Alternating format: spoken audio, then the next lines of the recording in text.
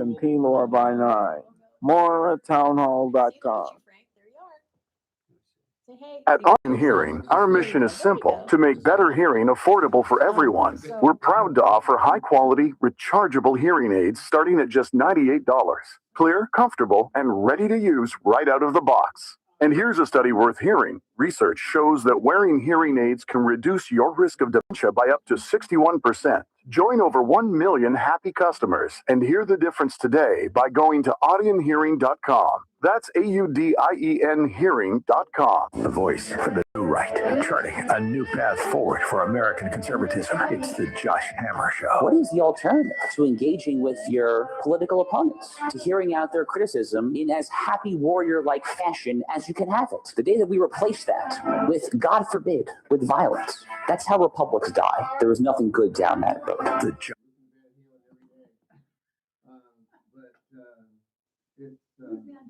ThePodcastNetwork.com. From the KERN Newsroom, your live and local news update on News Talk 96.1 and AM 1180 KERN. Coming off the rails in time for the new year, I'm Chris Davis. And that's exactly what a train did Monday night. And now that leaves a mess for you to avoid, unless you want to get tied up in traffic. That derailment of several cars happened about 7 o'clock Monday night near Virginia Avenue and Monticello. That has caused some closures. Virginia Avenue is closed from Washington Street to Monticello. You will not be able to get over the tracks in that area. Kern County Public Works says they are working on that problem today. 3 people have been arrested, and now one of the 3 has had formal charges filed in the shooting death of 15-year-old Jacob Jesus Hernandez, which happened on Morning Drive back on September 26th. 18-year-old Josh Camarena was in court Tuesday afternoon to face charges of murder, attempted murder, assault with and firing a gun from a vehicle, conspiracy, and gang participation, according to court records. Another 18-year-old and a 17-year-old were also arrested this weekend. A man who impersonates Stevie Wonder for a living is accused of inappropriately touching a little girl inside a convenience store in June and has now been deemed competent to stand trial. Tino Ebach was treated after being found incompetent and is now ready to face several charges, with his first hearing set for February on charges of attempting to kidnap a child under 14, 2 felony sex-related offenses, and misdemeanor battery. You should be aware that if you... Terry, can you hear me? Rides on both days. You can check out their social media if you end up needing one of those rides. Several police departments are promising extra officers will be looking for drunk and high drivers. I'm Chris Davis in the KERN Newsroom with news every half hour and when it breaks on FM 96.1 and AM 1180 KERN. What do you think? This is the Army where you shoot them a mile away? You got to get up close like this. Bada bing! You blow their brains all over your nice Ivy League suit. It's the Ralph Bailey Show on News Talk 96.1 and AM 1180 KERN. Now make sure you leave the house when you make the call. You understand me? You hear me? Call from an outside line. I mean it. Call in or text to 661-842-KERN. That's 661-842-5376. Listen live at KERNradio.com. Now, the host you've been waiting all day for. Live from the KERN studio, here's Ralph Bailey. Hi, everybody. I am Terry Goldner. I am not Ralph Bailey, but thank you, Ralph, for inviting me to come and sit in as your replacement host for the day. I'm so excited to do this, but I'm also nervous to do this, but I'm also really happy because we have some great guests that we're going to talk to today. And our first guest today is sitting right next to me. It's this handsome man that's waving to everybody on YouTube. His name is Frank Wooldridge. We're really honored to have him here today. He's a man who has dedicated his life to serving and protecting right here in Kern County. He was born and raised in Bakersfield. He actually played catcher for the Bakersfield College Renegades, the baseball team, before he embarked on a very esteemed and lengthy 32-year career as a detective with the Bakersfield Police Department. And he's going to tell us what that was like. And he's got some great stories to share with us on that. And now he's retired from the force, and he still has more really interesting things that he does, including he runs his own private investigation service or firm, and he stays deeply involved in the community. He serves on a whole lot of nonprofit boards. Currently, he's on the board of the Bakersfield College Foundation, something called Thrive and Purpose, which maybe he'll tell us about later, which provides grants for medications to pre-seniors and others who can't afford them. He also is on the board of the Delano Chamber of Commerce, the Bakersfield Police Department Benefit Association, the Kern County Law Enforcement Association, and the Jockey Club. So I'm going to ask him if that has anything to do with horses, but I already know what the answer is, but I like the name, the Jockey Club. In a time when law enforcement is under attack and communities are actually fraying, our guest is a voice of experience, reason, and conservative values. So listeners, I'm very happy to introduce you and welcome Frank Wooldridge. Welcome, Frank. Well, thank you, Terry, for having me here today. It's an honor and a pleasure. And Happy New Year to you. Thank you very much. I can't believe it's almost 2026. That seems really strange to me. It does. It went by too fast. It does. At one time in my life, I thought the year 2000 would be pretty fascinating. And remember, everything was going to shut down. That's right, the airlines and life wasn't going to be the same. It was the end of the world. So what were you doing on, remember Y2K? Remember that? Yeah. That was 1999 to 2000. Where were you that year? Do you remember? You know, That I New do. Year's Eve. I do. At that time, I was married. I had 3 young sons, and there was some kind of an event in downtown Bakersfield, and the whole Truxton Avenue in front of the auditorium, the convention center, everything was lit up, and there were like shops, and it was really a nice New Year's Eve evening. And did you really believe that the world was going to come to an end at Y2K? I don't think so. It's going to take a lot more than Y2K to I remember cause that. I spent mine up end of the at world. Lake Tahoe, and it was really fun. We were out there on a pier on the lake, just kind of waiting for midnight to happen and waiting that something exciting would happen when it hit midnight. And guess what? Nothing happened. Yeah, you know, we did have Dick Clark though, right? That's right. That's right. For those of people in the audience who remember who Dick Clark was, American Bandstand, that was great stuff on Saturday mornings. So let's talk a little bit more about you. Let's get the audience to get to know you a little bit. So you were born and raised here in Bakersfield. Frank, what was it like growing up in this community back in the day? And how do you think it shaped who you are? And can I ask you, for the record, how old are you, Frank? I'm in my 60s. Frank is older than I am. I'm just going to say that. But I rock. Do you rock, Terry? Do I rock? You rock, yeah. I don't know if I do. I'll have to ask Chris, our producer, if I rock or not. Chris, what do you think? Yeah. It's going to go, nah, I don't really think so. I plead the fifth. You could ask my daughter and she would say, no. Yeah, well, I told Terry earlier before we got started here that she's invited Chris to join me at a hot yoga class tonight. Hot yoga. Yeah, not for the squeamish boys and girls, not for the squeamish. I got some stuff to do tonight, so I think I'll be able thanks to a lot, join you y'all. guys. Have you ever done hot yoga? No, I have not. Actually, I've done hot yoga and it's really fun. I like it a lot. It's very tribal and you feel like you're really part of the group and it's very intense. I think it's a good thing to do. I enjoy it a lot. I know the first time I did it, it started 2 years ago again. I'm sticking with it now, but I drove home that one morning. It was a 5 a.m. class, and I was driving home. I live about a mile from the studio, and I'm driving home, and I'm just totally exhausted, and I'm sweating. I'm just stressed, and I said, "I'm going to have a stroke. I'm going to have a stroke. I'm going to have a stroke." You know, I just knew. But you know what? That just caused me to just say, you know what? I did make it through. We're going back, and I've been steady ever since. Very good. Yeah. Well, I ended up, I learned about hot yoga from a friend of mine when I was a federal magistrate judge. We were at a judicial retreat, and his son played baseball, of all things, in college, and his son was doing hot yoga. He said it made him a better baseball player. Yeah. Can you see that? Yeah, but we didn't have things like that. We didn't have, we'll get to your question you asked me initially earlier, but when I was playing ball, and we didn't mention that I played ball at Bakersfield High School. I'm at BHS and at Bakersfield College. I'm a proud blue and white BHS driller, big time. Very good. What year did you graduate, Frank? In the 70s. He's being very vague. Yeah, man of mystery. But we didn't have weights and things. We had did a lot of running. We did a lot of running. There was so much discipline in our program. I will say, and this kind of will wrap around to your question about what was it like growing up in Bakersfield. For me, I grew up with my grandmother, or she was grown, of course, but she raised me.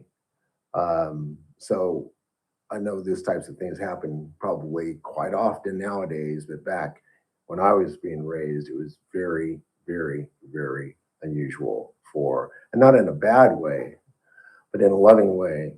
I was raised by my grandmother, and she had a very, very small house, about 900 square feet, 2 bedrooms and 1 bath, off Myrtle Street, or on Myrtle Street off of Brundage Lane. Oh, I know exactly what you're talking about. And that was a great neighborhood. And not having a mother and father in the home, like all my other friends that I went to school with at Roosevelt had, boys that I grew up with, I was definitely an anomaly.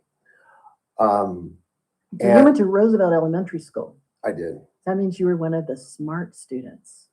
Wasn't that a gifted school? I don't know that I had time enough outside of the principal's office to know whether I was smart or not. No, I'm kidding. But I was in the principal's office sometimes, because I used to I was very active, and my favorite subject was recess. And I just loved, I think that's Chris's favorite subject too. He's smiling over there. Yeah, PE was up there too. Yeah, I mean, knowing what I know now and who I am now, I definitely would have excelled a lot more. There's no question. And the reason why I would have excelled is because the competitive nature of being number one, and I would have strived to be number one.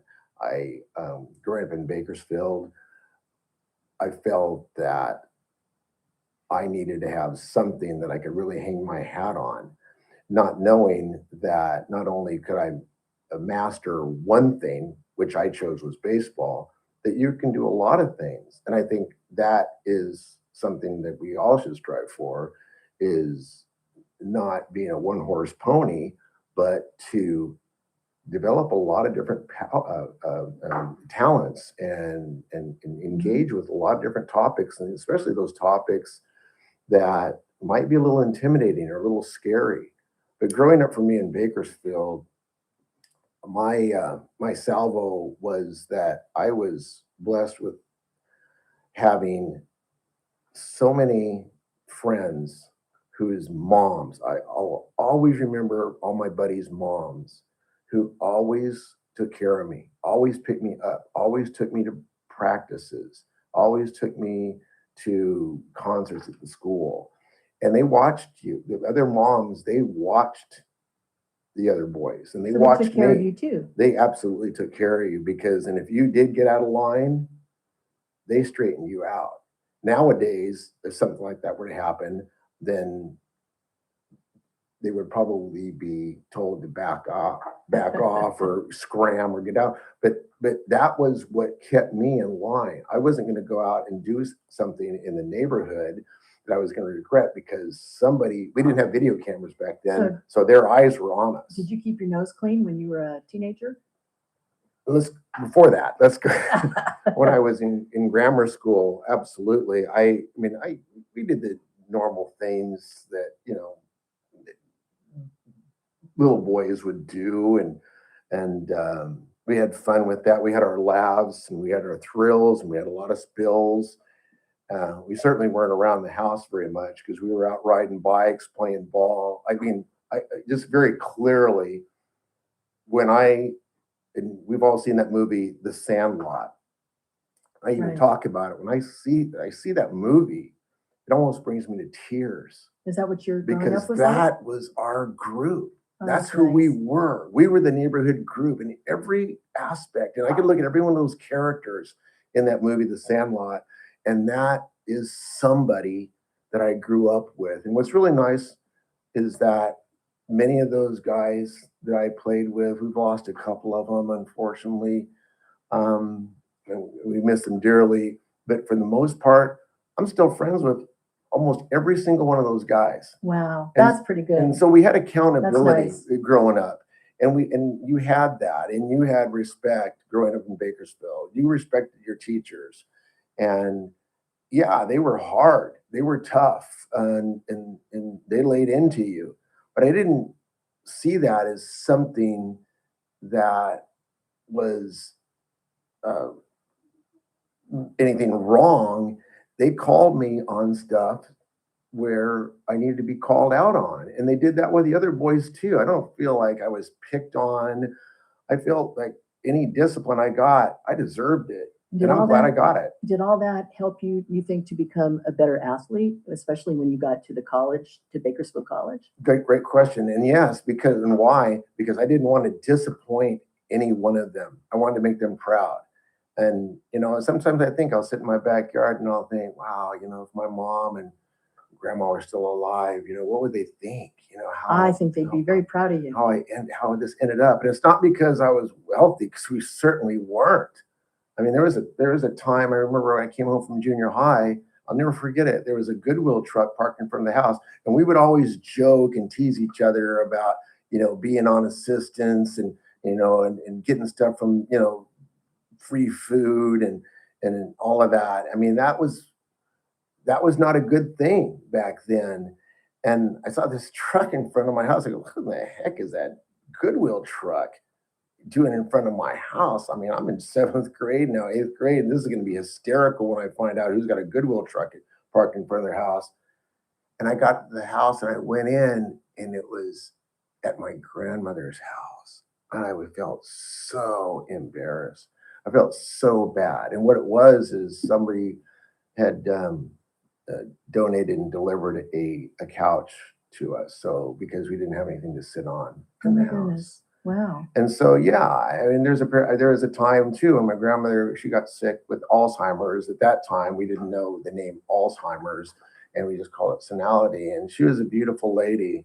And if it wasn't for her, I don't know what would have ever became of me or my sister, because that's who took care of us. And my sister's quite a bit older, and she had gotten married, but so I was by myself. But the point is that these little things in life that people that come into our lives, sometimes they can be very loving, and they are very loving, and we need to show appreciation and gratitude for that, not only at the time that we're receiving that, whether they're teachers, whether they're coaches, whether they're our parents, but at my age, many of them have passed away. And my deep feeling is that we need to carry the memory and the spirit of those people with us and still satisfy them in everything we do. It's not over.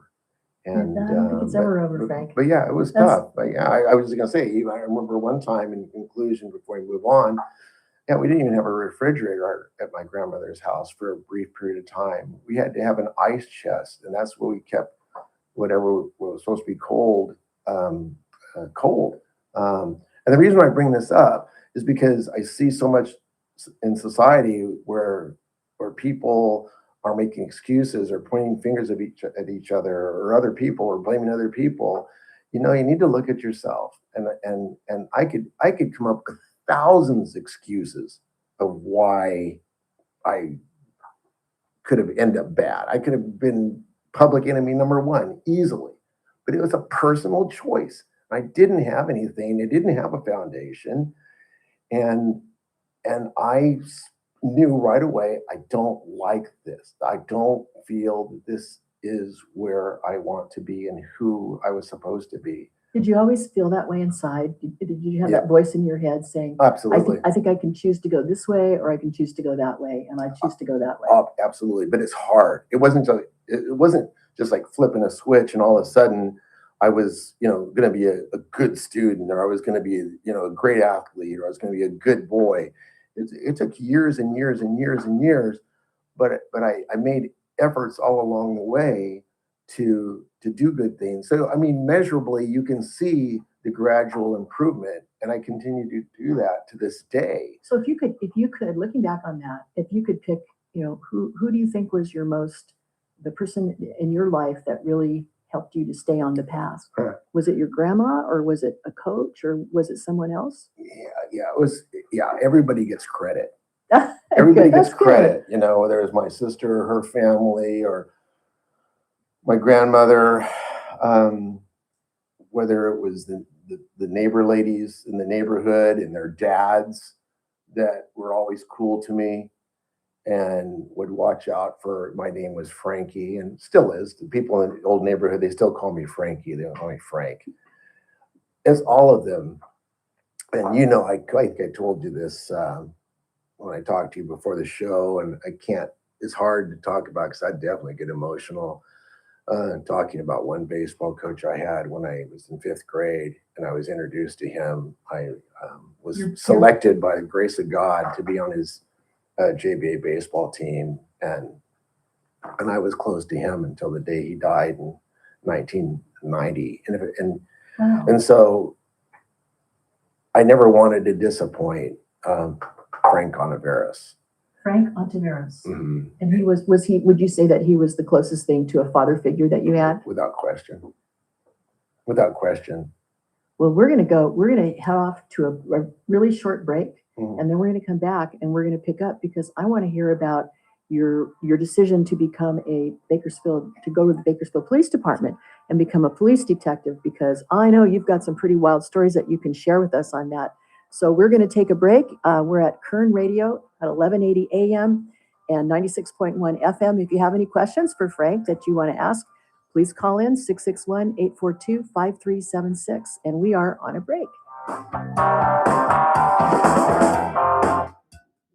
News Talk 96.1 and AM 1180 KERN. Meet Paul Sheldon's client, Norma Diaz, owner of La Rosa Fruit Bars and Ice Cream. Hi, I'm Norma Diaz from La Rosa Fruit Bars and Ice Cream, and I'm a client and friend of Paul Sheldon. I've known Paul for many, many years, and my parents happened to be his first clients. So, of course, I called Paul and immediately felt this peace come over me, knowing that I didn't have to freak out about making a big decision. His knowledge about Medicare and your health insurance needs are beyond compare, and I was taken care of immediately by his wonderful staff. He knew everything that I needed and what I wouldn't need, so I was pretty much in and out of there in record time. If you're getting to that age where you're going to be needing to know about Medicare, then he's the one to call. He will totally help you out and get you pointed in the right direction. You're going to leave there feeling a great accomplishment and no concerns. And even if you have questions later, his staff can help you out. Those feelings are just priceless to me. So call Paul. You'll be glad you did.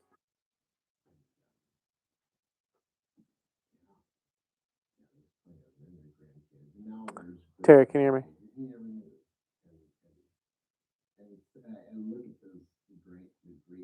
And told to do. It could be for anything. Helping a friend move. Listening to a fellow veteran for hours, at any hour of the day. Or just simply making time for people. A neighbor, a loved one, or even a stranger. We're often the first to help others. There's no question about it. But we do have one question for the veterans listening. When was the last time you reached out for help? Perhaps it's time to do for yourself what you would do for others. If you or someone you know needs resources, whether it's for stress, finances, employment, or mental health, don't wait. Reach out. Find more information at va.gov/reach. That's va.gov/reach. Brought to you by the United States Department of Veterans Affairs and the Ad Council. 10 athletes will face the toughest job interview in fitness that will push past physical and mental breaking points. You are the fittest of the fit. Only one of you will leave here with an iFit contract for $250,000. This is when mindset comes in. Someone will be eliminated. Pressure is coming down. Trainer Games on Prime Video January 8th. Watch the trailer on trainergames.com. My name is Whitney Allen. I am a widow. My husband Ryan died. We never thought in a million years we'd have to use life insurance. The unexpected happened. With Ethos, it is so fast and easy. It's 100% online. You can get a quote in seconds, apply in minutes, and get same-day coverage. No medical exams, and you can get up to $3 million worth of coverage through Ethos. Get your free quote at ethos.com/term. That's ethos.com/term. Time spent on application may vary. Online health questions required. I'm JR Flores. Catch my show, The JR Show, weekdays at 2 p.m. Now, back to the Ralph Bailey Show on News Talk 96.1 and AM 1180 KERN. A spider's touch. Okay, are we back, Chris? Very good. Hi, welcome back to the Ralph Bailey Show. This is Terry Goldner, and I'm here with our wonderful guest, Frank Wildridge, who's talking about, he grew up and he was born and raised in Bakersfield. He's telling us some stories about his sandlot days with all of his buddies. And now we are getting into a time when he was a Bakersfield police detective. Fascinating. 32 years on the force, Frank. That's really incredible. I mean, how many people had careers that long and had the kinds of experiences that you had? I think that's pretty rare. So tell us about, walk us through your path to becoming a police detective. Why law enforcement, and what drew you to the Bakersfield Police Department specifically? Okay, great. I will say this is that, the people I meet in our community, they may not be in law enforcement. They may have entered another field, another vocation, another profession. But it's interesting how so many people that I meet a lot of people all the time, that they tell me that it's just like one meeting, one contact, one phone call, just that one thing, that something happened, someone came into their life, someone came through the door at a certain time, or maybe whatever, but there's that one thing that caused them to have a shift in life into meeting someone that completely would change their life, or starting a job that would completely change their life. And what's real magical and wonderful about life is that we have to anticipate and expect these types of things to happen to us and be prepared for when they do. Because if we're prepared for when these changes, that one thing happens, then we're better able to assess it and determine whether that's something for us or whether it's not. If we don't do that, we could completely miss that one thing. And that's one thing that's awfully sad, that I think a lot of opportunities come up for people, but they're not focused on what they need to be focused on. And so they miss that opportunity, and they may miss it for the rest of their lives. Wow, we need to follow up on that one. We're gonna take a break, and we'll come back and we'll talk about that. But there's someone that I have in my life that's like that, and I'll tell you about that too. We're going to be on a break in just 5, 4, 3, 2, 1 seconds. Call us back. News Talk 96.1 and AM 1180 KERN. With SRN News, I'm Keith Peters in Washington. A federal judge has temporarily blocked the deportation of South Sudanese immigrants in the U.S. The decision Tuesday comes as the Massachusetts court reviews whether President Trump's attempt to end their temporary protected status was illegal. The termination was set for January 2026, affecting about 300 South Sudanese nationals. President Trump has indicated that the U.S. has set a dock facility along a shore as he wages a pressure campaign on Venezuela. But the U.S. offers few details. Trump initially seemed to confirm a strike in what appeared to be an impromptu radio interview Friday. When questioned Monday by reporters about an explosion in Venezuela, the president said the U.S. struck a facility where boats accused of carrying drugs load up. This is SRN News. News Talk 96.1 and AM 1180 KERN. From the KERN Newsroom, your live and local news update on News Talk 96.1 and AM 1180 KERN. No, you still have about 2.5 minutes, so we'll be fine. During the break or to talk? No. I'm sorry. No, the caller wanted to talk to you on air. No, not until we come back from our break in about 2 minutes.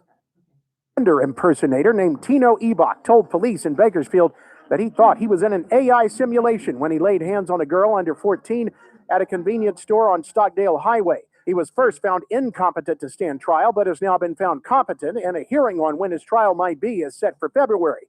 He's charged with attempting to kidnap a child under 14, 2 felony sex-related offenses, and misdemeanor battery. I'm Chris Davis in the KERN newsroom with news every half hour and when it breaks on FM 96.1 and AM 1180 KERN. Talking about guns with others might not always feel comfortable, but it could save a life. Here's a way to start a conversation. Your family is going over to your neighbor's home for dinner for the first time. How would you ask if there are any unlocked guns in the home? Hey, we're so excited for tonight. Before we come over, may I ask a few questions? Yeah, of course. Do you have any pets? Yes, we have a dog. Great. Do you have a pool outside? Nope, just a big old backyard. Nice. Another question. Are there any unlocked guns in the home? Our guns are stored securely, locked in a safe that the kids can't access. Awesome. Yeah. Now, let's just talk about what we can bring for dessert. Learn how to have the conversation at agreetoagree.org.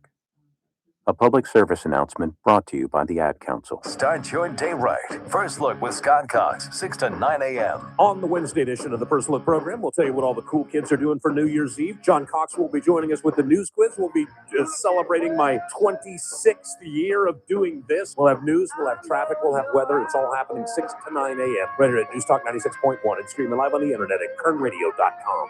First Look with Scott Cox, 6 to 9 a.m. News Talk 96.1 and AM 1180 KERN. The Charlie Kirk Show, weekdays at 6 p.m. on News Talk 96.1 and AM 1180 KERN. Now, back to the Ralph Bailey Show. Touch it, stroke it, and undress it. Welcome back to the Ralph Bailey Show. I'm Terry Goldner, and I'm sitting in for Ralph today. Thank you, Ralph, for inviting me to do this. And I am here with Frank Wooldridge, and we're having a fun talk. We're talking sort of about serendipity and sort of other things in life. And one of the things that Frank was talking about was how you meet people, and you have to be open to them because that can really change your life. But I understand that we have a caller. Do we have a caller, Chris? We do. Dave's on the line. Yay. Hi, Dave. I'm going to turn it over to Dave. Dave, do you have a question for Frank? I have just a comment. We go back a long, long ways, and I'm proud to call Frankie my friend. He was closer to my younger brother, Richard, and I don't get to see him very often. It's usually when we're saying goodbye to parents and families. And he's just one fantastic human being. Did he pay you to call in and say that? I'm just Absolutely teasing. Not. I don't see him enough, and I do miss him. Oh, that's so nice. Do you live in Bakersfield? I do now. My career took me through the South Pacific and many, many foreign countries as an engineer in the food processing industry. My brother has remained close to Frank over the years and sees him quite more often than I do. I could tell you some horrendous stories growing up because I was always the one that ran to the. I was a pretty mean kid, or thought of as a pretty mean kid, because I always protected the individual that was getting picked on. Well, that's a good thing.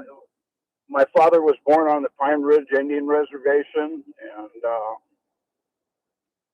there was a whole lot of difference being an Indian kid growing up in the 60s and the 70s. Most of our high school kids didn't know that. Did you go to high school with Frank? I am a driller. There's only one high school in this town.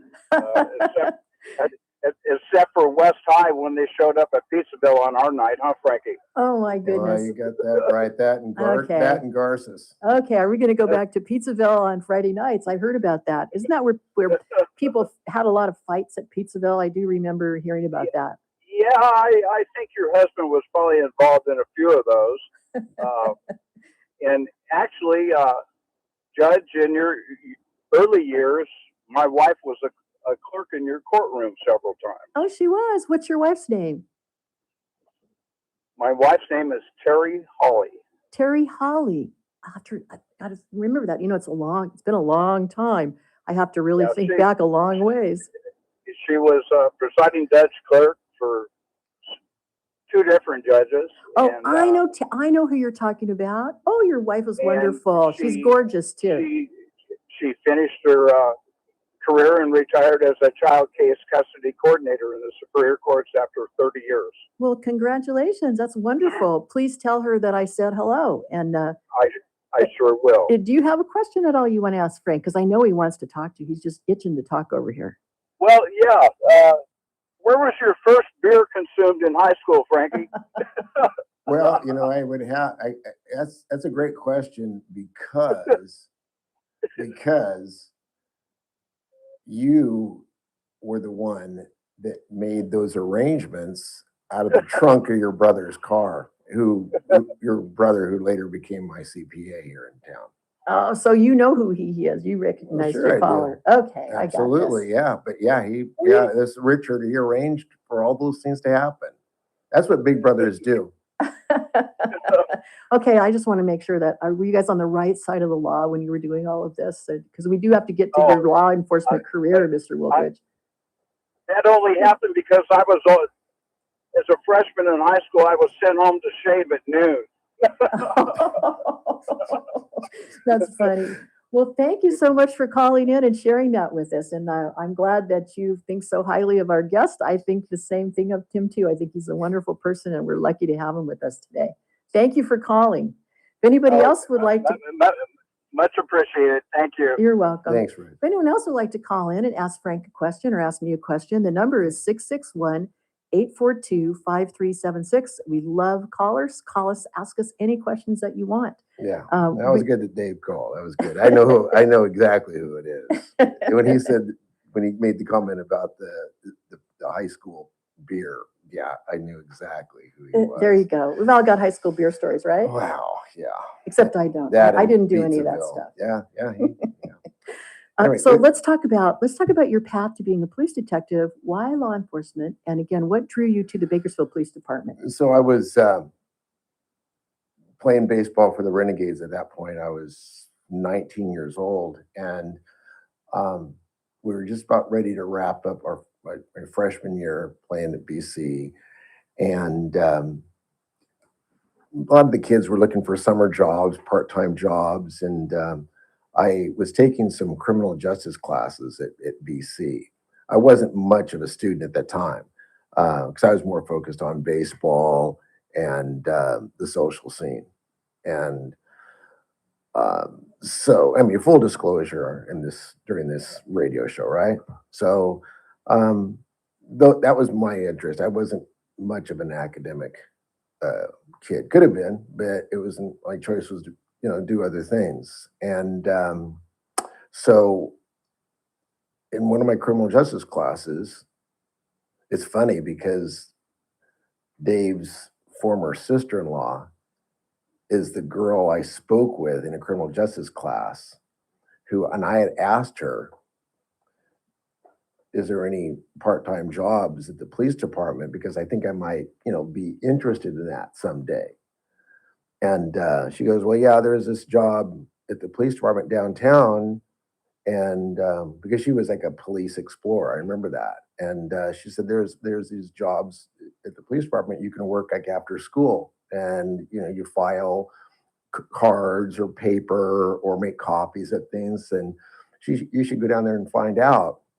And so I went down there, and I had this long curly hair. I mean, it was huge. And there was a band many, many years ago, and the band was called Grand Funk Railroad. And I remember that. And the drummer He had this gigantic curly head of hair. It looked like a giant helmet. Well, that's how my hair was. And so I went down to the police department and, to make a long story short, applied for this after school job, working 3 or 4 hours a day, making probably maybe $2 an hour. I think actually I volunteered at first. But anyway, I started doing that, and they said, well, before you come here, you need to get a haircut. And that was that one thing. And it's that's like one thing that changed. That one interaction with that one friend of mine in class, that first interaction with the people at the police department saying, okay, well, you can work here, but you got to get a haircut. And so I started there, and I didn't play baseball after that. And you were 19? 19 years old. And from that point forward, I started to assess and observe the whole scene at the brand new police department, because it was brand new back then in the mid to late 70s. It was brand new. And this is the brick building on Truxton. Yeah, on Truxton Avenue. It was all brand new then. And so I was trying to make a decision. Am I going to be a part of this? And because I was also working part-time at the probation department. And so I didn't know which direction do I want to go. And I leaned towards the police department. And so I went over there for a part-time job, and I never left for 32 years. My gosh. And you ask, well, why did I do that? Why did I choose that? And it's the same reason I played baseball. I don't think it's because I was real exceptionally good at either. It's because how I felt about myself, I didn't have much self-confidence. And that's a deeper conversation maybe for another time, another show. But on the outside, people liked me. I was colorful and fun. But on the inside, I was hurting. And so playing renegade baseball, playing driller baseball, being in that uniform, hint, hint. And then later on, after baseball was over, being put on another uniform, it gave me value. It gave me a reason to stay afloat. And so playing baseball, even though it was fun and starting law enforcement was fun, they were definitely life preservers. They gave me a sense of importance and being that I most certainly lacked. I was always chasing that. That's why I never quit. That's why I never gave up. That's why I continued going to school, because the alternative was not going to be good. Did you like how long did you work there before you became a detective? Did it take a long time? Well, you start out, you have to be a police officer, and I did that for several years, and I had other roles. But even, I was juggling going to working midnight shifts and getting acclimated into this job. And it was tough. The bosses were different than they are now. And that's a conversation in and of itself. What do you mean by that? How are they different? The bosses we had at the police department, and I would say they were tough. And yeah, they were tough. And I think it was because, and I respected them. And I'll start with, Chief Robert Price, Robert O. Price. I remember him. Later became a mayor of Bakersfield. Yeah. You know what? He was fair, and they were strict. And there were other ones that maybe they did things their own way, but it's all they knew.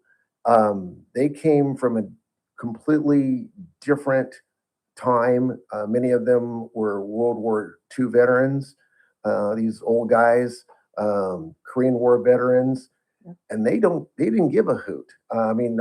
You kind of be careful here. It's a family show, but basically the whole concept of human resources, and that they didn't really do that back then. No, they would have blown human resources right out of the water. I think we had a personnel department.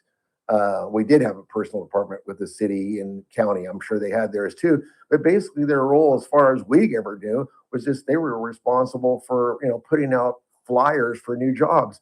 Other than that, they were completely insignificant because these guys, they dictated how things are going to be handled. And if you didn't like it, they'll run you out of there and they could care less. I mean, it's like, I remember there's one instance where a guy said that, hey, my fence blew over. It was that big windstorm that happened in 77, 78. And the guy said, hey, well, I can't come in for my shift. My fence blew over because of the big windstorm. And the captain at that time said, excuse my French, said, well, you know what, buddy? My heart pumps piss for you. Get yourself back in here to work. And so that was it. And dude got to work.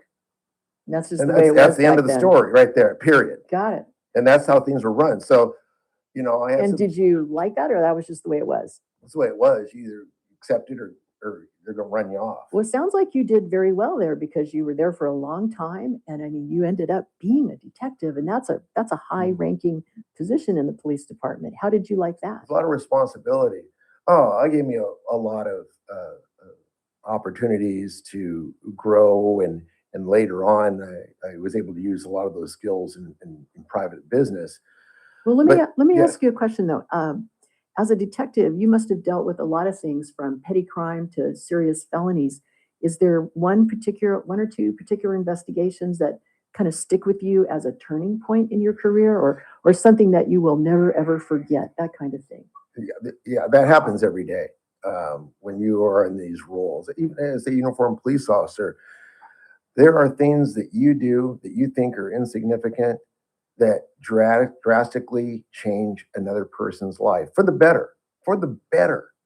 And as I mentioned before, that one encounter, that one meeting, that one phone call, that one time that you said, yes, I'm going to try something new. I'm going to do something. I'm going to come out of my comfort zone, and I'm going to stuff the fear and just do something in my life. And it may be something nobody else in my family does or believes in, but I'm going to go out on my own, and I'm going to do that. I'm going to fight for that.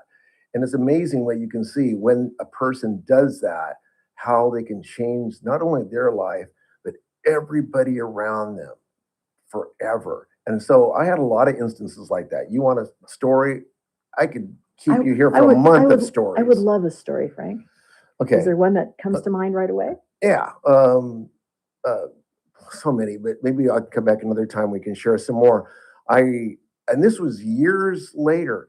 I was working for a private law firm. I had retired. I was working for a private law firm, and I was doing a reconstruction scene because we did personal injury law, and that's what I'm involved in now: personal injury law consultation, investigations. Not as a lot giving law advice, but supporting lawyers that do that type of law is what I do.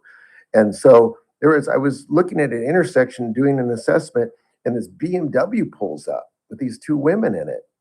And that's not always a bad thing, but they pull up next to me, and I guess it depends what they look like, right? So the driver gets out of the car, and she comes up to me, and I go, okay, what's this? And she goes, I just want to thank you. And I said, okay, who are you? And why are you thanking me? And she goes, well, you don't remember me, but I was heavily involved with meth. And I lived in an apartment off of Q Street, and you arrested me once and actually twice. And she said she got sent to prison. And she said that she hated me, that at that time that I was the worst person, that I was evil, that if there's anything she could do to hurt me, she would, and she would have tried. But at this point, she had served her time. She decided, because of the interaction she had with me, that she needed to make that one choice too in her life. And she used that one instance, those events, and she overcame her addiction. She got out of prison, and she went to work for an oil company. and was very, very successful, hence the BMW. And she says, I am so grateful to you. I thank you so much for being involved in my life. Wow. And so, yeah, I've got jillions of stories like that. Did you remember her when she said that? She did, because she told me what apartment it was. And I've been in a lot of places that were bad, and that was one of them. And so, yeah. Boy, that's remarkable. That makes it all worthwhile, doesn't it? Well, we are going to take another break, and this is we're at Kern Radio at 1180 AM and 96.1 FM. And if you have any questions you want to ask me or Frank, please call us at 661-842-5376. We'll see you on the other side of the break.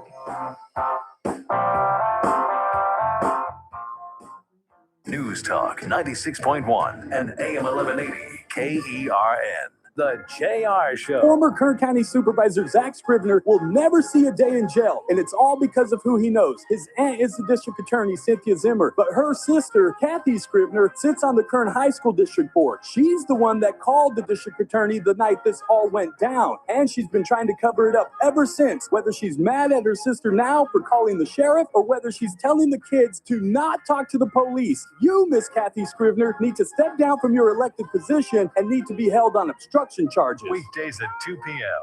At Audion Hearing, our mission is simple: to make better hearing affordable for everyone. We're proud to offer high-quality, rechargeable hearing aids starting at just $98. Clear, comfortable, and ready to use right out of the box. And here's a study worth hearing. Research shows that wearing hearing aids can reduce your risk of dementia by up to 61%. Join over 1 million happy customers and hear the difference today by going to audionhearing.com. That's AUDIEN hearing.com. On the battlefield, there's a saying America's military men and women live by: never leave a fallen warrior behind, ever. Off the battlefield, Wounded Warrior Project operates with the same goal. Wounded Warrior Project was created to help our men and women returning home with the scars of war, whether those scars are physical or mental. Wounded Warrior Project. We never leave a fallen warrior behind, ever. Learn more about what we do at woundedwarriorproject.org. This holiday season, make magical memories at the Valley Children's Ice Center. Bring family and friends to glide, spin, and celebrate the most joyful time of the year on the ice. Kern County's premier ice skating experience is the place to get together this time of year to spend quality time with the family. Enjoy some hot chocolate, great pizza, and fun times for the holidays. Daily throughout the holidays. Check out vcicecenter.com for exact times. See you at the rink. Not again. This copier is always jamming. We should call American Business Machines. Since 1927, American Business Machines, an authorized Canon dealer, has been providing reliable office solutions. From state-of-the-art copiers to advanced printers, we ensure your business runs smoothly. Visit abm1.com or call us today at 1-877-YES-ABM1. That's 1-877-937-2261. American Business Machines, your trusted partner for all your office technology needs. The Armstrong and Getty Show, weekdays noon to 2 on News Talk 96.1 and AM 1180 KERN. Now, back to the Ralph Bailey Show. Welcome back to the Ralph Bailey Show. I am Terry Goldner, sitting in for Ralph Bailey today, and I'm here with our special guest, Frank Wooldridge. And Frank, I've been really wanting to get to you and talk to you about some of your stories, because I know you have some pretty fun stories.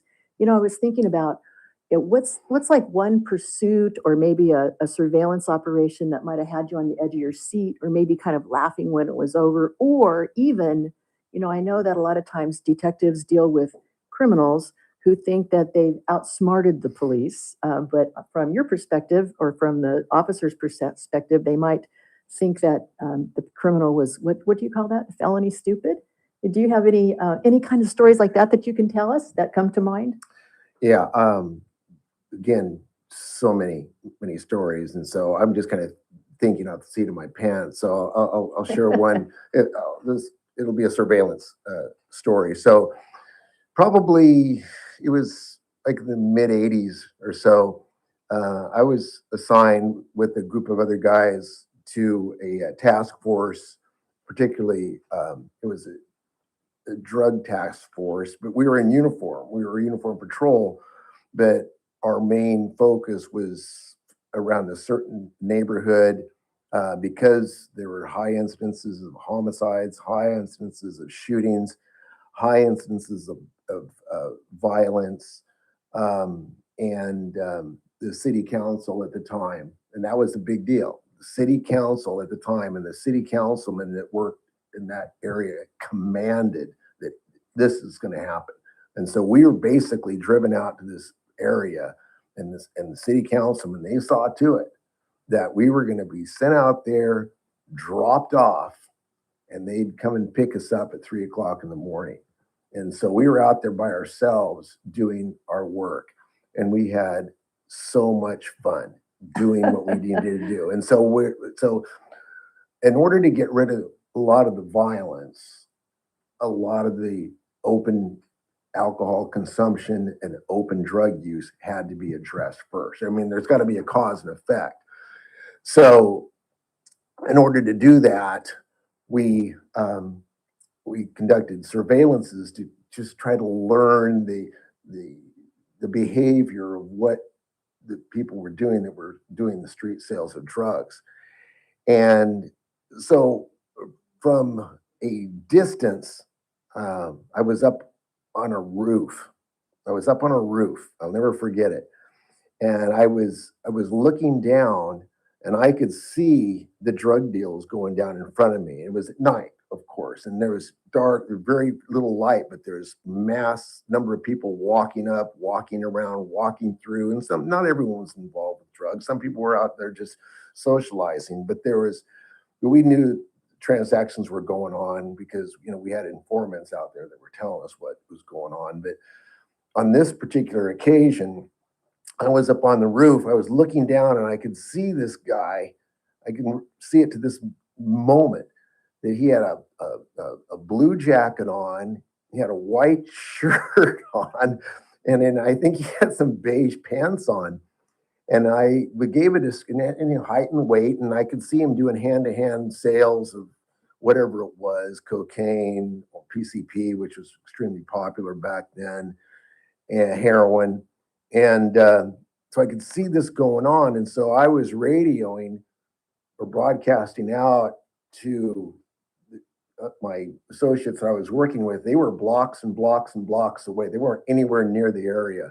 But I was giving them a description of the guy that was doing most of the sales. And not only were they doing sales, but people were armed. They had firearms on them, okay? And that's not unusual. And they had lookouts as well. So there's a lot of going on here. And I watched this, and so somebody was coming in to arrest the one guy described, and they arrested the wrong guy. They arrested some other guy that had the same outfit on, but that guy too was loaded down with the guns and drugs. And so even though we arrested the wrong guy, it turned out to be the right guy. Oh my goodness. The guy that I was watching slipped away. Yeah, we got somebody else. There you go. That doesn't surprise me. Well, that's a great one. Thank you, Frank. And do you know that our time is up now, believe it or not? So I want to thank you for being here today, Frank. You've been a great guest. Thank you. I hope that you will come back again and share some more stories with us, and we can talk about things that are important in life. This is AM 1180 KERN Green Acres. This is 96.1 FM Bakersfield. Online at KERNradio.com. News this hour from Town Hall. I'm Keith Peters in Washington. The Justice Department is suing Virginia for providing in-state tuition for immigrants who are in the country illegally. White House correspondent Greg Clugston reports. The lawsuit targets a Virginia law that allows non-citizens to access reduced in-state tuition rates at public universities and colleges if they can establish they reside in the state. The Justice Department argues the measure conflicts with federal immigration law in violation of the U.S. Constitution. This week's lawsuit marks the Trump administration's latest effort to challenge state laws that provide benefits to illegal immigrants. Greg Clugston, Washington. Russia moves powerful missiles into Belarus. Correspondent Charles de Ledesma reports. Russia's nuclear-capable Oreshnik missile system has entered active service, Russia's Ministry of Defense says, as negotiators continue to search for a breakthrough in peace talks to end Moscow's war in Ukraine. Troops held a brief ceremony to mark the occasion in neighboring Belarus, where the missiles have been deployed, the ministry says. Russian President Vladimir Putin said earlier in December that the Oreshnik would soon be deployed and warned Moscow will seek to extend its gains in Ukraine if Kyiv and its Western allies reject the Kremlin's demands. The announcement comes at a critical time in the peace talks, with negotiators still searching for a breakthrough on key issues. I'm Charles de Ledesma. The Kennedy Center is ending the year with a new round of artists saying they're canceling scheduled performances after President Trump's name was added to the facility. The institution's president is accusing the performers of making their decisions because of politics. On Wall Street, the Dow down by 94 points, the Nasdaq dropped 55. More on these stories at townhall.com. What if 2026 could be the best year ever for your retirement? It can when you take control of your financial future with physical precious metals. Call Advantage Gold at 800-741-GOLD right now and get your free gold rollover kit valued at $49, yours just for calling. More Americans than ever are discovering the power of rolling over a portion of their IRA or 401k into physical gold and silver. With a simple, tax and penalty-free rollover, you can add stability, security, and strength to your retirement. In times of inflation, uncertainty, or market swings, gold has been a steady, tangible, proven store of value. And in 2026, it could be the key to building the retirement you've always imagined. That's why so many people trust Advantage Gold, the #1 rated gold IRA company in America for 10 years running. Call 800-741-GOLD to get your free gold rollover kit. Call 800-741-GOLD and let 2026 be the year you finally take control. Consult your financial advisor before investing. Call 800-741-GOLD. From the KERN Newsroom, your live and local news update on News Talk 96.1 and AM 1180 KERN. Coming off the rails in time for the new year, I'm Chris Davis. And that's exactly what a train did Monday night, and now that leaves a mess for you to avoid unless you want to get tied up in traffic. That derailment of several cars happened about 7 o'clock Monday night near Virginia Avenue and Monticello. That has caused some closures. Virginia Avenue is closed from Washington Street to Monticello. You will not be able to get over the tracks in that area. Kern County Public Works says they are working on that problem today. 3 people have been arrested, and now one of the 3 has had formal charges filed in the shooting death of 15-year-old Jacob Jesus Hernandez, which happened on Morning Drive back on September 26th. 18-year-old Josh Camarena was in court Tuesday afternoon to face charges of murder, attempted murder, assault with and firing a gun from a vehicle, conspiracy, and gang participation, according to court records. Another 18-year-old and a 17-year-old were also arrested this weekend. A man who impersonates Stevie Wonder for a living is accused of inappropriately touching a little girl inside a convenience store in June and has now been deemed competent to stand trial. Tino Ebach was treated after being found incompetent and is now ready to face several charges, with his first hearing set for February on charges of attempting to kidnap a child under 14, 2 felony sex-related offenses, and misdemeanor battery. You should be aware that if you have too much to drink either tomorrow or New Year's Day in Bakersfield, Designated Driver Inc. is offering free rides on both days. You can check out their social media if you end up needing one of those rides. Several police departments are promising extra officers will be looking for drunk and high drivers.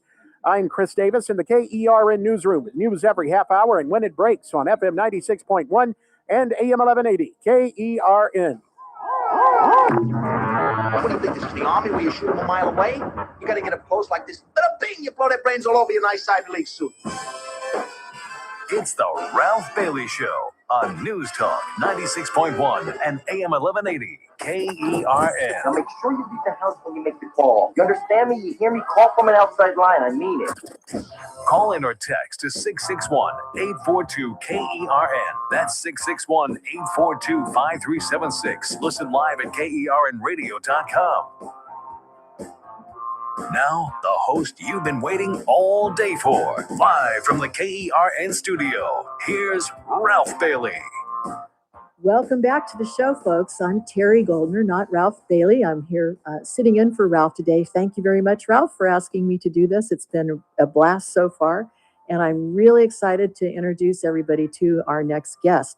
She is a powerhouse, and I really do mean that. And she defies everything that our culture tells us about getting older, truly. At 64 years old, she's not slowing down at all. She's a registered dietitian nutritionist. She's a personal trainer, and she's a competitive athlete in running, cycling, kayaking, just about anything you can think of. She knows how to do it. She's proof that with discipline, with real food and hard work, you can stay strong and capable well into your later decades. She's here to cut through the noise for us on nutrition, fitness, how to live a healthy life without buying into every new diet craze that's pushed by the big food companies or the bureaucrats in Washington.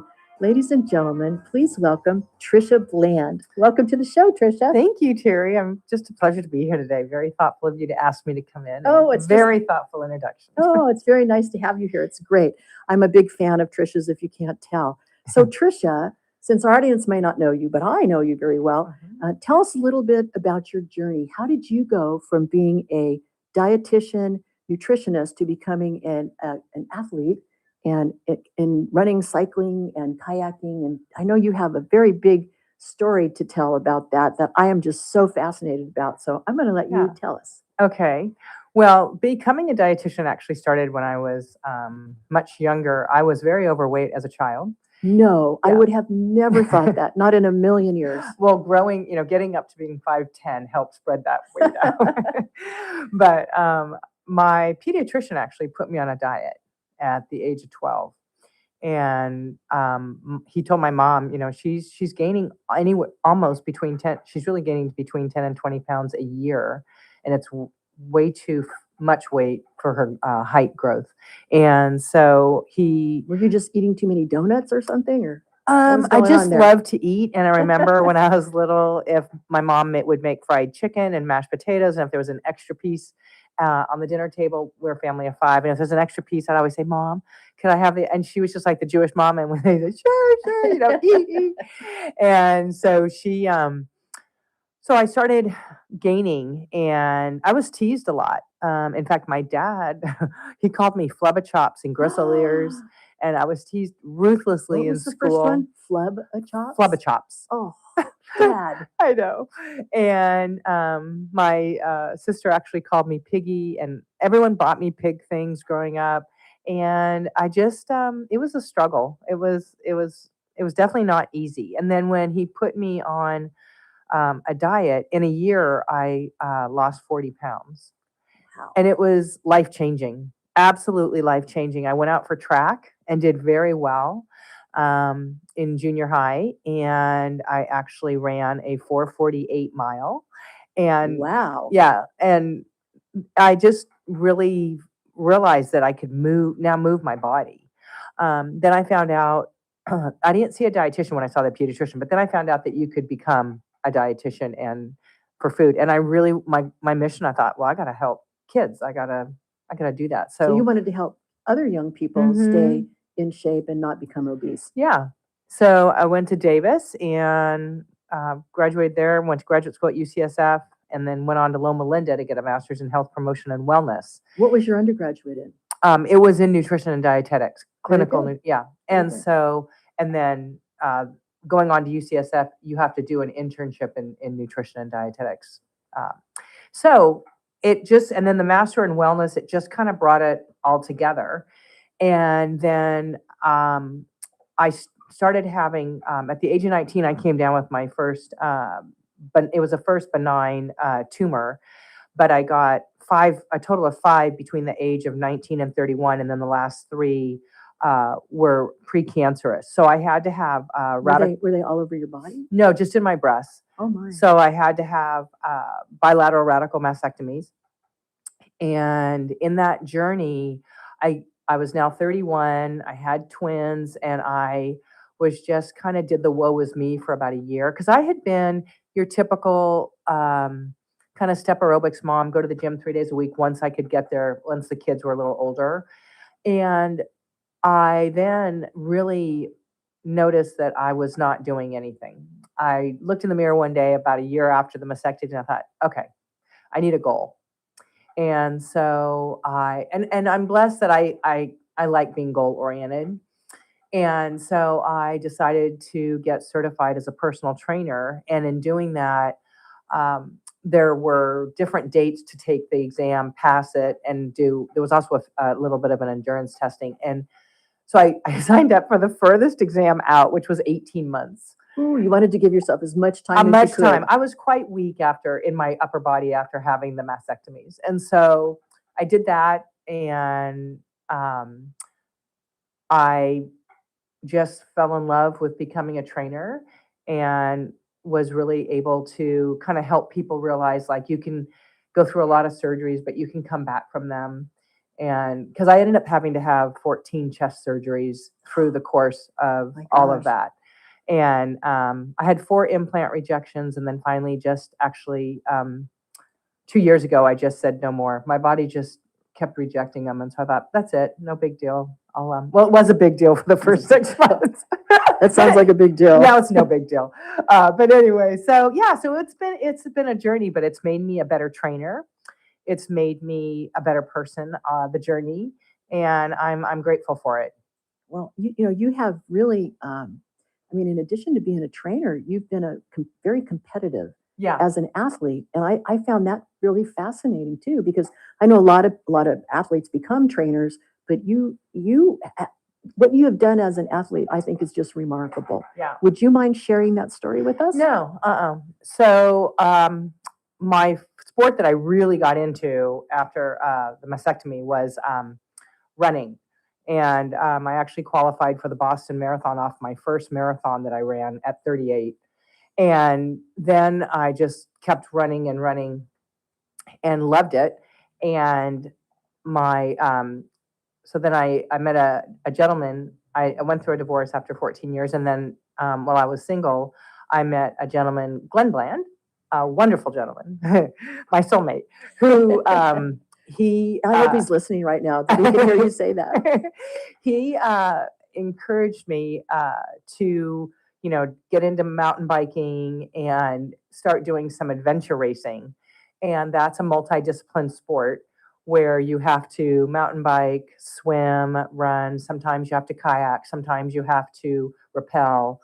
Wait. So this is called adventure racing. Yeah, adventure racing. And is it a popular sport around the world? I'm not going to say it's popular, but it is, because it takes so much time. Most of the people that are on teams are professional athletes, and we're just kind of amateurs, just enjoyed doing the sport.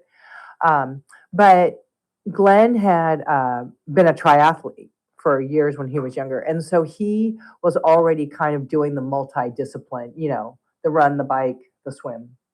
And I'd never done a triathlon.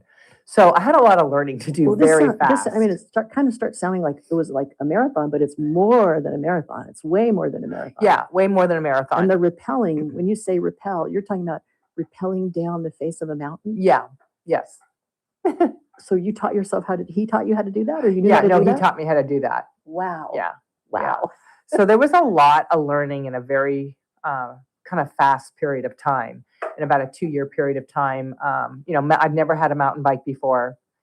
Most of my scars on my body are from mountain biking. That's a tough sport, going down a hill over rocks and into water, and not easy. But did you ever fly off the bike and hit your head or anything? Yeah, like that? In fact, I had a girlfriend that actually told me, Trish, you could do a crash video,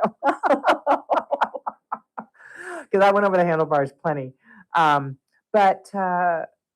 we were very fortunate that we qualified. We did what's called a Sierra Challenge. It was up in the Sierras, and the races are typically anywhere from 2 to 8 days. Some are what they call sprint. We did only a few sprints down in Castaic, and those are like, less than a day. They're 12-hour races. And are you constantly moving? Yeah, you're constantly moving. Yeah, you're constantly moving, changing the sport.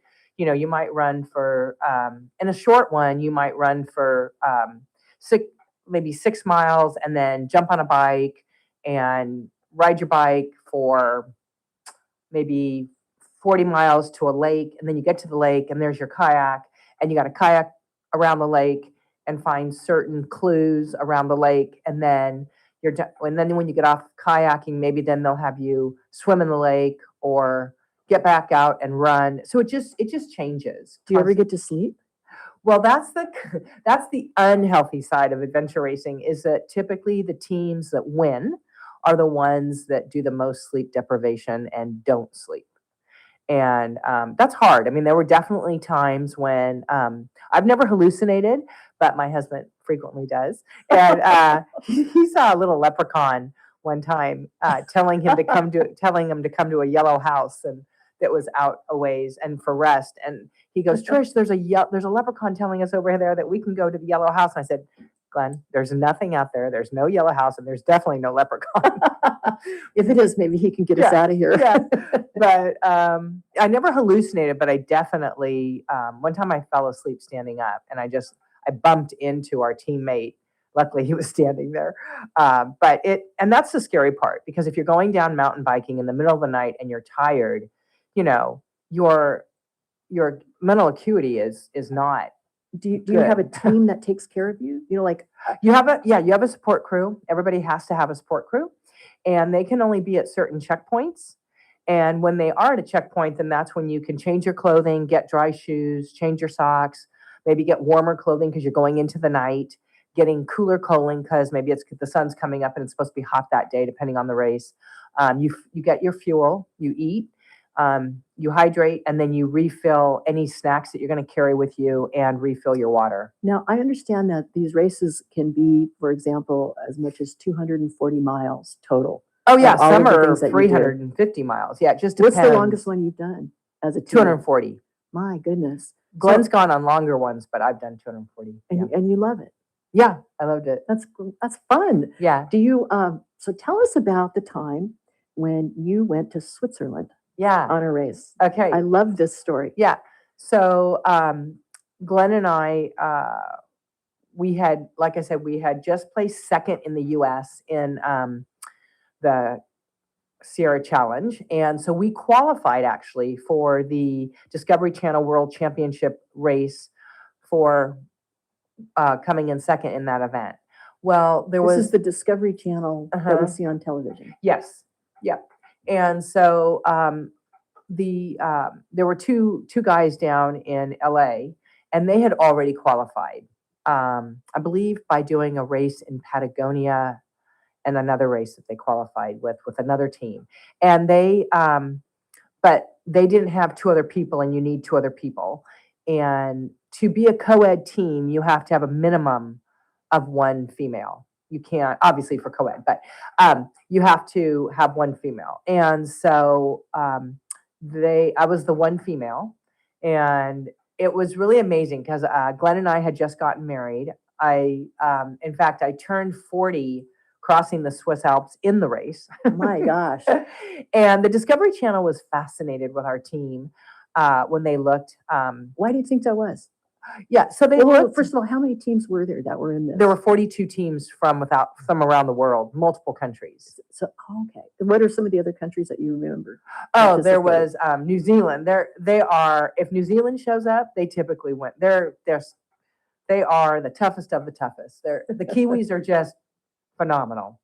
So anyway, Australia, there was Japan, there was Germany, Switzerland. There was people from Italy. Yeah, they were from all over Brazil. And how many teams were there from the United States? If I recall correctly, there were four from the U.S. Were you the only ones from California? No. That I recall, there was one other team from California. Yeah. Okay, so tell us what happened. So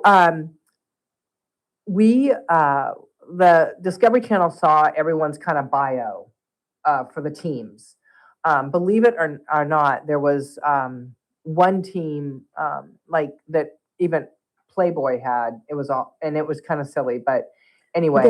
A Playboy bunny on the team? Is that the deal? It was so silly because they wanted to give them coverage, but they probably weren't had really three fit. women and one man, right? Well, they kept moving them with helicopters. No, it was just not right. But anyway, Mark Burnett. Wait, what do you mean? Like, if they couldn't get to the mountaintop in time, then they would get them in and So they let the bunnies cheat? Well, no, they didn't cheat. They didn't let them cheat, but it was just, people were getting upset because this one team was just, they were just silly. They were just ridiculous. They were eye candy, right? Yeah, that's it.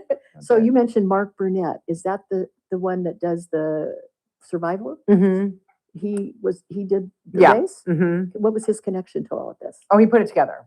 Oh my gosh. He wanted to develop, Okay. a world championship race of these top teams. All right. Yeah. So we go, and what they really those, just so you know, the bunnies dropped out early, but they just wanted to sensationalize, right, the whole event. Well, kind did of they have silly. any Chippendale dancers? Yeah, If no, they had no, only no, had bunnies. no. Okay. No, but Mark Burnett, he wants to have some drama there. But anyway, so but they dropped out. But we were really a team that, like I said, the Discovery Channel producers liked, because we were the oldest combined age team. One of our teammates, Brian Sturz, he just retired a few years back, but was a top surgeon at Kaiser in LA. And so he was on our team. He was a foot surgeon, and foot and anything below the knee. And so he was great, actually, to be on the team to help with feet issues. Yeah. I think you'd be my favorite team member. Yeah. And we still have to do events with him. He's just amazing. And so anyway, and then a gentleman named Bill, and he was on the team. And then myself and Glenn, and we were also the only married couple that was racing together. So they found that to be fascinating, because a lot of times couples can't race together because they argue. That's really pretty common in the sport. Just like how they say about tandem riding, and that's our favorite thing. Glenn and I tandem cycle all the time. Two people on one bike. Yeah. Okay. So we love doing that. Really? Yeah. I don't think I could do that. I think I would. Well, a lot of people get into an argument with my the person husband. in back can't steer at all. And so if you have any control issues, that's not going to work. So I'm always in the back. But anyway, so it was just a fascinating race. We ended up, unfortunately, being disqualified because during the event, we came. You know what? Hold that thought, because we have to take a break right now. But I think I know the ending to the story, and it's really a good one. It talks about sportsmanship. So we're going to take a break now. We're at Kern Radio at 1180 AM, 96.1 FM. And if you have any questions that you'd like to ask Trisha about nutrition, the sport that she's talking about, please call. We love your questions, and we'll see you on the other side of the break. Thank you. News Talk 96.1 and AM 1180 KERN. Start your day right. First Look with Scott Cox, 6 to 9 a.m. On the Wednesday edition of the First Look program, we'll tell you what all the cool kids are doing for New Year's Eve. John Cox will be joining us with the news quiz. We'll be celebrating my 26th year of doing this. We'll have news, we'll have traffic, we'll have weather. It's all happening 6 to 9 a.m. right here at News Talk 96.1 and streaming live on the internet at kernradio.com. First Look with Scott Cox, 6 to 9 a.m. News Talk 96.1 and AM 1180 KERN. Do you owe $10,000 or more to the IRS like Gail? When I retired, I just let all my taxes pile up. I had gotten many threatening letters. The one that said they were going to try and take my property was probably the scariest. When I found out that I owed close to $300,000, I was in total shock. It was a bad situation. I didn't know what to do. Then Gail found tax relief advocates. When TRA told me I was only going to owe $368, I just was in total disbelief. If you owe 10 or even hundreds of thousands of dollars to the IRS, don't lose hope. Do what Gail did and call TRA for a consultation. I was so blessed with TRA. Visit TRA.com or call 800-544-7357. 800-544-7357. That's 800-544-7357. CVS Health supports people in the moments that matter, from picking up a prescription to connecting care. With nearly 5 million daily interactions and serving 185 million consumers and 1.5 million healthcare professionals, CVS Health holds a trusted place in healthcare. By simplifying care and improving health, we're helping people get the care they need. Learn more at cvshealth.com/investor day. This message comes from Viking, committed to exploring the world in comfort. Journey through the heart of Europe on an elegant Viking longship with thoughtful service, destination-focused dining, and cultural enrichment on board and on shore. With small ships that bring travelers closer to the destination, there's more time to explore, and every Viking voyage is all-inclusive with no children and no casinos. Discover more at Viking.com. The Clay Travis and Buck Sexton Show, live 9 to noon. Now back to the Ralph Bailey Show on News Talk 96.1 and AM 1180 KERN.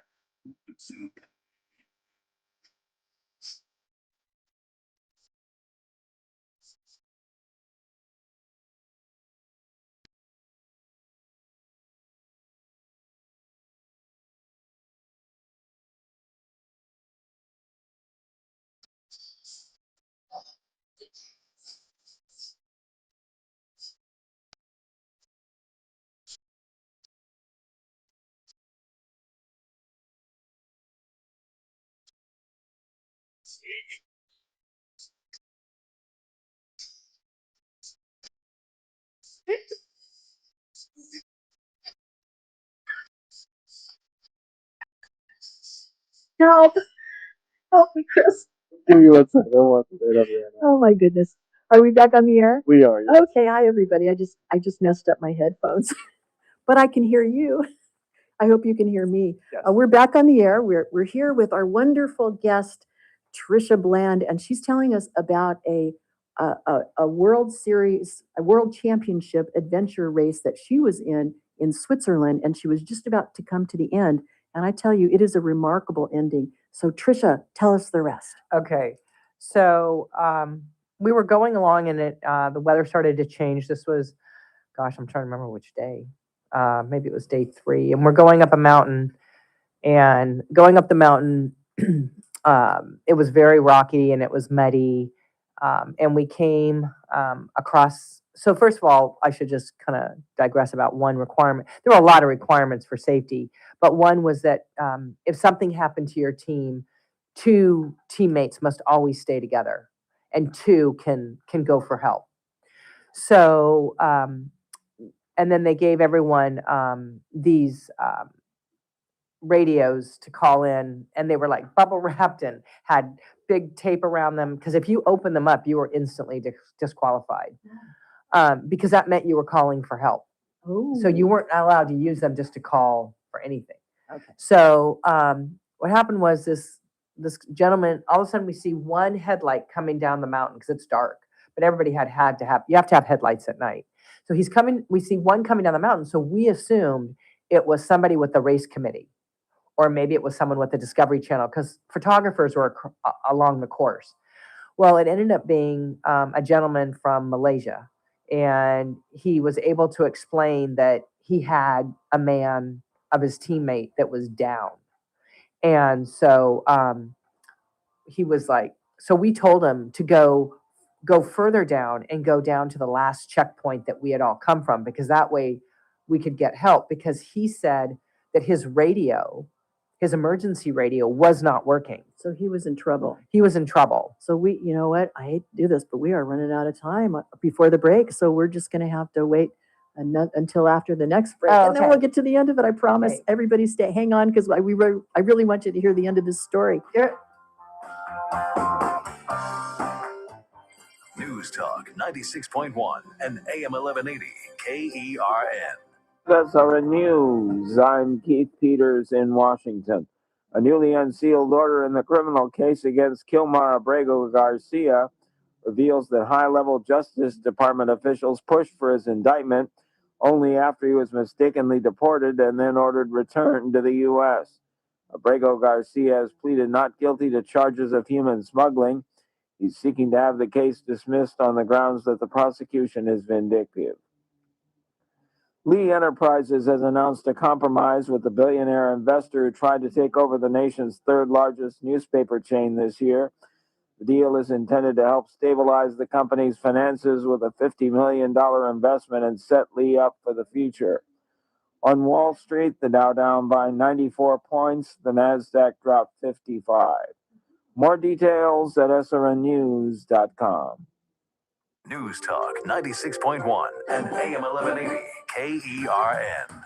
From the KERN Newsroom, your live and local news update on News Talk 96.1 and AM 1180 KERN. I'm Chris Davis. An accusation of murder. 18-year-old Joshua Camarena was facing a judge for the first time Tuesday afternoon on charges of murder, attempted murder, assault with and firing a gun from a vehicle, conspiracy, and gang participation. He was one of 3 people arrested this weekend in the September murder of 15-year-old Jacob Hernandez, which happened on Morning Drive.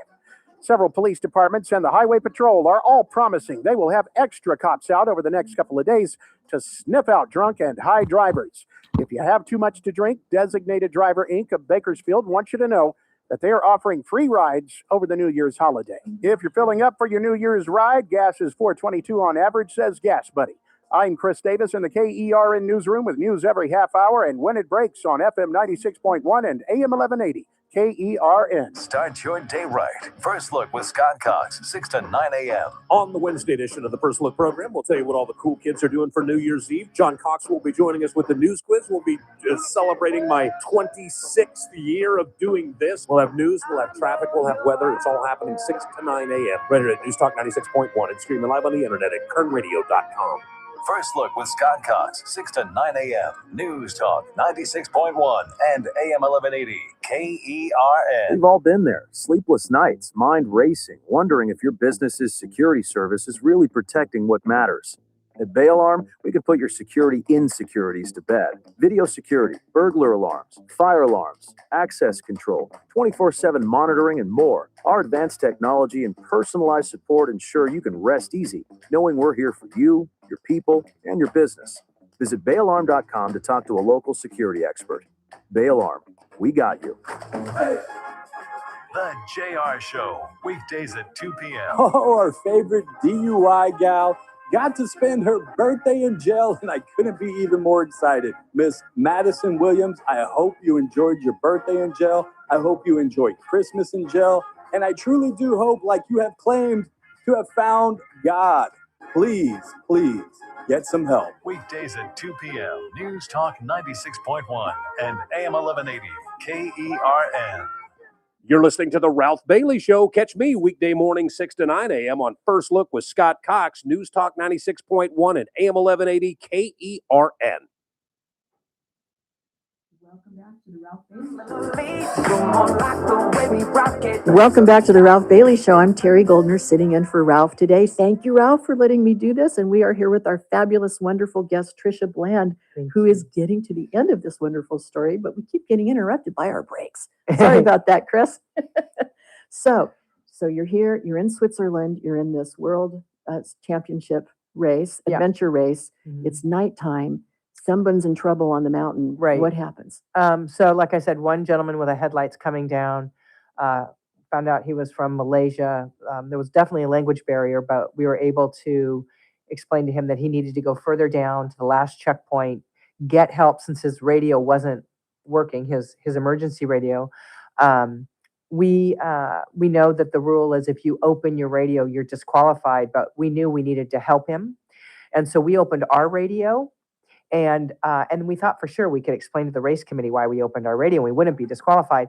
But we opened our radio, took all the bubble wrap and tape off, and it didn't work.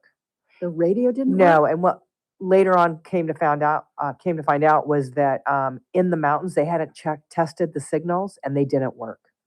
So he actually there was actually a lawsuit by the Swiss government to the race director, but that's a whole other story. But anyway, so the gentleman was coming down. He goes down further, and he was trying to explain to us where we just said we're going to hike up until we can find him. So it was just a miracle, but we found him right as a Swiss helicopter was coming to land at the top of the mountain. So kind of basically, by the time he got down, and we found the 3 other teammates.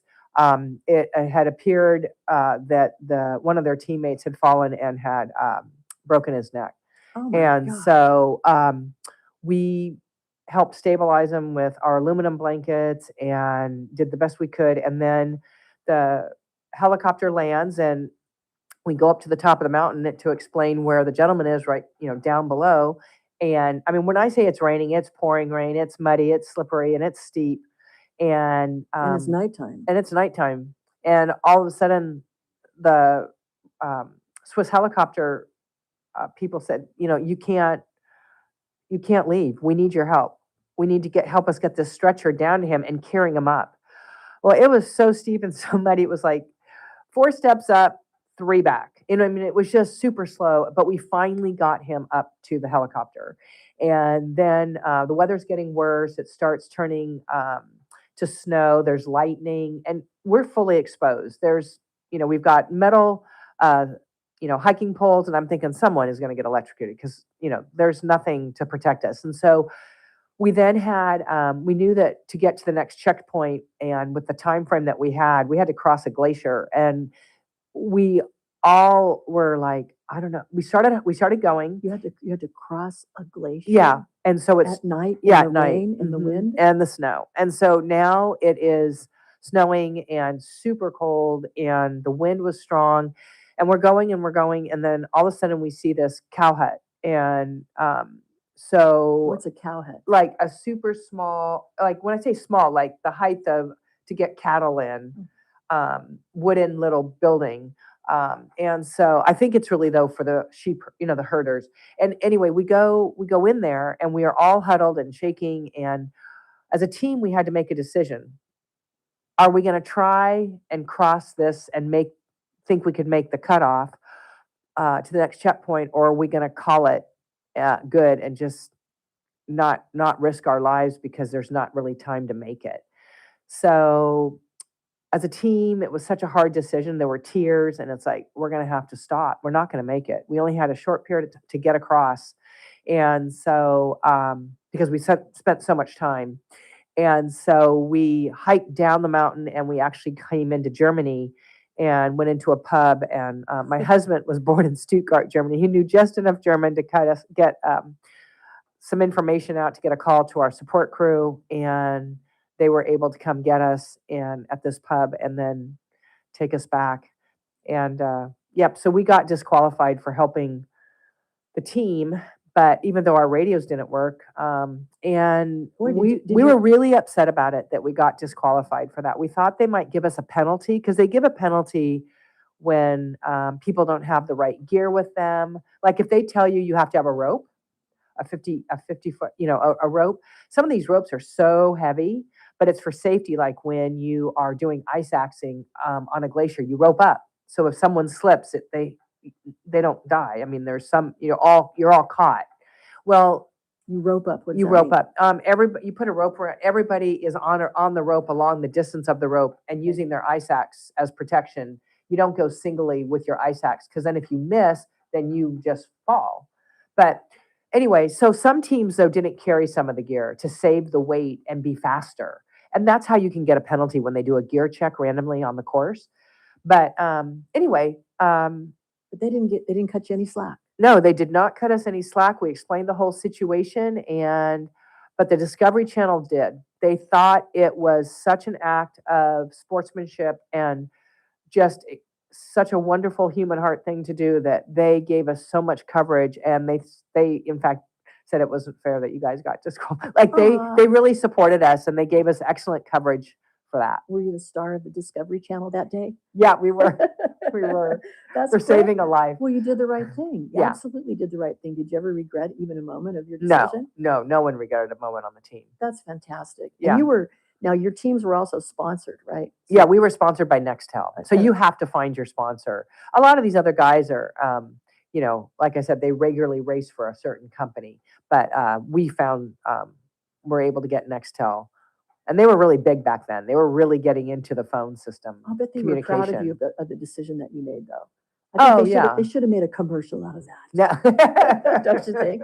That's pretty good. Yeah. Well, let's talk about. Boy, I think that's just a really interesting story, and what a hard decision to make. It was because you go all the way over there and all of have you. all your gear shipped there, and Yes. you're hoping to finish. And yeah. So what keeps you motivated today to train and be in these kind of high level competitions when most people your age and my age are told to take it easy? Yeah, several things. One is I've really learned that keeping your body healthfully in shape can, really helps you recover when you are coming out of a surgery or you get sick, and being able to stay strong. And now where I'm at in my life, I've had 19 surgeries, and I know that I wouldn't have been able to recover from all those if I hadn't have been, nutritionally strong going in, physically strong going in, and been able to come out well on the other side of it.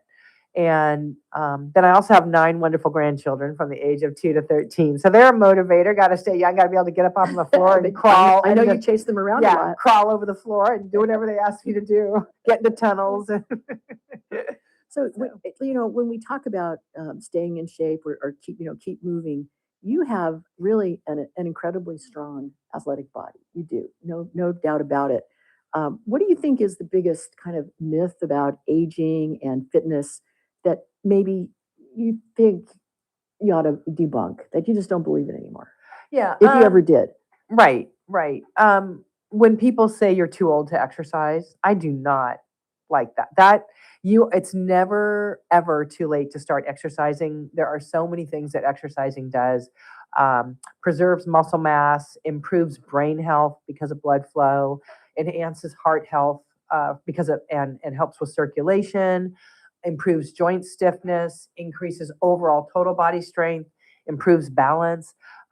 It's truly one of the most powerful tools for healthy aging that we can do is exercise. Do you have to, is it hard for you kind of to turn people on to exercise sometime, or by the time they come to you, they really want to start doing it? So you don't have to worry about it that much.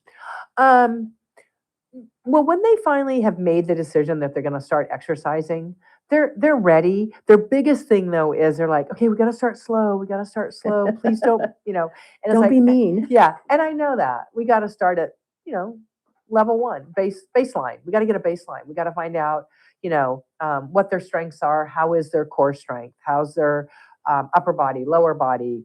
How's their balance?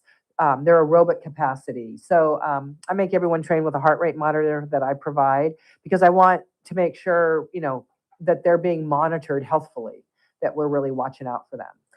Do you have, I know that you've been teaching me about reading labels and nutrition, because I am a nutrition dummy and you are a dietitian, nutrition. Did I say that right? Dietitian, nutritionist. Yeah. Nutritionist. Yeah. So, the USDA dietary guidelines, we've talked a lot about those in the past. They keep getting updated.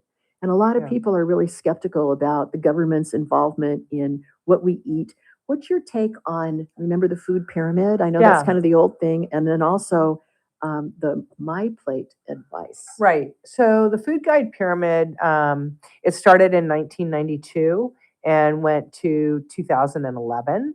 And it was really based on serving sizes and quantity. So like the bread base at the bottom, breads and grains, it was 6 to 11 servings. Well, that's a huge wide range. And there wasn't, unless you went into kind of some of the scientific literature that they had with it, just when it was in a pamphlet that maybe a doctor would give to someone, or they'd see it in like a magazine, it didn't say, well, what's a portion? It didn't guide people in that way, and it didn't really work on nutrient density because it just, went to the top. And then at the top for fats, it just said use sparingly. Well, what's that? So it was very vague, very vague. Don't get me wrong. It's something that it was initially, we needed something, but we started realizing that wasn't the best tool really. So what happened is the food pyramid, it's gone. Been toppled? Yeah, it's totally gone. And now it's the My Plate, which is awesome because My Plate really looks at the meal. So it's a simple way to let people see what portion of their plate should have one of the macronutrients, whether it's protein, vegetables, fruits, starches, dairy. I mean, it really, let me go back. The major food groups, the macronutrients are the proteins, fats, and carbs. But looking at, of those major food groups, it looks at what division of your plate should have that. And so that finally helped people look more at encouraging variety and the nutrient density of what they were actually eating. Like, are there any vegetables on your plate? When you say nutrient density, what does that mean? So it's what's in the food. Okay. So it's kind of like the food composition. How dense is it? Like, for example, a candy bar, you're looking at simple sugars, trans fats, unhealthy like oils, and then also the simple flours like bleach flour. You're just looking at something that is not healthy, right? It's a once in a while food. It's a treat. But so it doesn't have much nutrient density. But then if you look at, let's just say, a comparison of like a whole grain oatmeal cookie, still a sweet, but like we've got raisins and maybe we have walnuts, maybe you threw in some sunflower seeds. It's made with whole grain flour. So now you're talking dense. Yeah, it's got more nutrients in it. Got it. Right. So it finally looked at that, and I have one over there. Oh, you want to grab it? Yeah, I'll Maybe grab for it. those of our listeners that are on YouTube, we have some show and tell right now. Thank you, Trisha. She's gonna show and tell about the My Plate, and I had actually never seen a My Plate before until this morning, and Trisha showed it to me. So what do you have there, Trisha? Okay, so here is the My Plate. Where should I show it? Right there? Right there. And you can see that there's a section for protein, and you got your grains, and you have your fruits, and you have your vegetables, and then you have your dairy. So it's breaking out the food groups right there for you. And then this is what I give when kids come to my office. They actually get one to take home. Where's the ice cream? Yeah. Is that on here? No, that's that once in a while food. So this is saying that this should be part of our daily. And let's just say someone is lactose intolerant, so they can't digest, they can't have dairy. Well, then you do like an alternative. You can do soy milk, calcium fortified soy milk. Okay, so this is kind of like a horizontal refiguring of the food pyramid. Yeah. Right? Yeah, exactly. But it helps people look, because people aren't going to memorize portions like the dietitian has over the years, right? So this allows them to see how much they really should have. I like that. And now there's a lot of literature that says that, vegetables should basically be half of your plate and then a little bit of fruit like on the side, like over here. So there's just some different thoughts, and then a lot of protein and grains. But then I have my superhero that I give to show kids as well. For those of you who are not on YouTube, she's showing a stuffed doll that has the My Plate on its tummy and shoulder. Yeah. So he's the little fun superhero that the and kids you love. teach this to kids in elementary school, and how young are they when you teach them? I've had a 2-year-old in my office before, So but that's a little young. that's They way even know young. what- You're basically teaching the parents. Okay, good. Yeah. the pediatrician sent them. They Because were if a they were 2-year-old knows overweight. more about nutrition than I That's do, it. I'm in That's big it. trouble. But probably the youngest that really is able to kind of grasp it, I would say. I'm sure there's a 7-year-old out there, but like a 9-year-old, I've done really well with 9-year-olds. Well, that's nice. Yeah. So Very good. Yeah. We'll have to check out some of those 2-year-olds that go in your office and get schooled on nutrition. Yeah. I love that. So I want to move on and talk about, some low-fat diets. For a long time, those were really pushed for several decades. And now I'm seeing a big swing towards low carb, high fat, higher fat. We hear a lot about the keto diet, those type of things. Where do you land on fat, protein, and carbs for optimal health and performance? Yeah. So it really, it's kind of, for each person, it's a calculation when they come into my office. It's not just everybody should be doing the same thing. It's based on physical activity level. Carbohydrates provide glucose, sugar, which fuels the muscle cells. So, low carb has been shown not to be as beneficial for athletes, just because it doesn't help the athlete be sustainable in their activity because they're going to run out of fuel. There's nothing left in the gas tank. Right. Now, if someone, low fat diets definitely had their place, like you said, they were popular for a long time. But the problem is, it didn't pull out like the sugars and stuff. Keto looked more at pulling out all carbs, but then it also went a little too low. Typically, ketos range between 20 to 50 grams of carbohydrate per day. And to explain what that looks like, a slice of bread is typically between 15 to 20 grams of carbohydrate. So, and that's for the whole day. So you're talking about one slice of bread for the whole day, right? On a keto, right? And yet, fruits are 100% carbohydrate. Vegetables are your lowest calorie carbohydrate with a little bit of protein. So my point is, dairy is largely carbohydrate. So my point is, you are pulling out so many of the food groups that provide nutrients that then, if it's all predominantly, if then you've got fats and protein, well then you've got a lot of holes that you're creating in your nutrient density for your body. And so I take it you're not a fan. I'm not a fan. It started out years ago in the 60s for kids having seizures. Very popular, very successful, a keto. It's just not sustainable. I understand. Like for people that have epilepsy and things like that, it controls them? Right, because the sugars are out.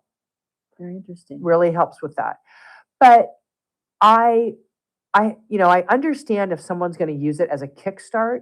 It's just not sustainable. And if someone isn't learning about nutrition while they're on it, so how they're going to transition back, I've seen so much rebound weight gain. Because I remember when I was on the Superior Court, when I was Superior Court Commissioner, a lot of the judges had gotten kind of pudgy.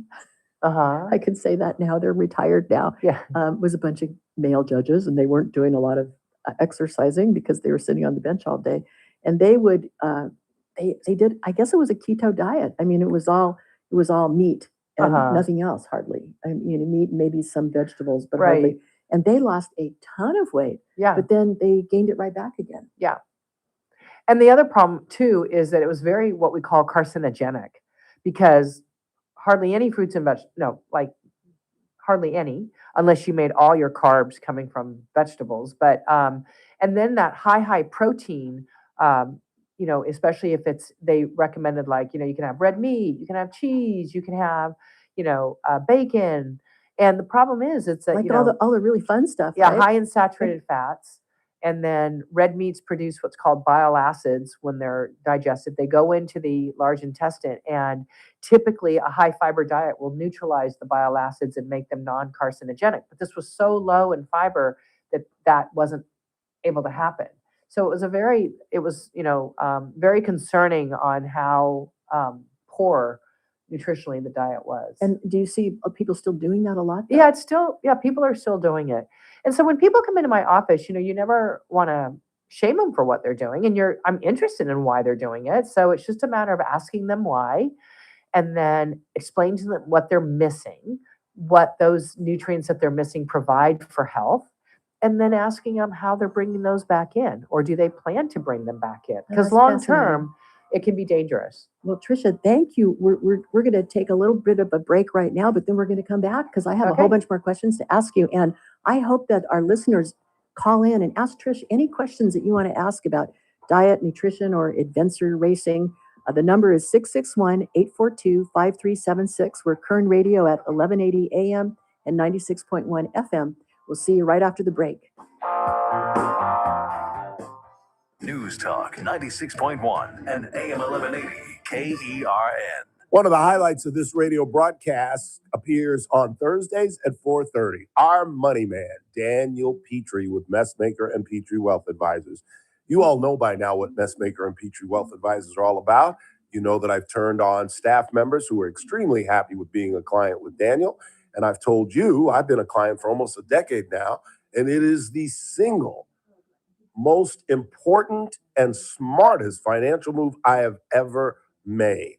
If you're staring at retirement late in life and you're in the fourth quarter, call Daniel, 395-9400, 395-9400. Just keep it locked. Tune in every Thursday at 4:30 when it appears on the broadcast. Daniel Petrie and the folks at Messmaker and Petrie Wealth Advisors.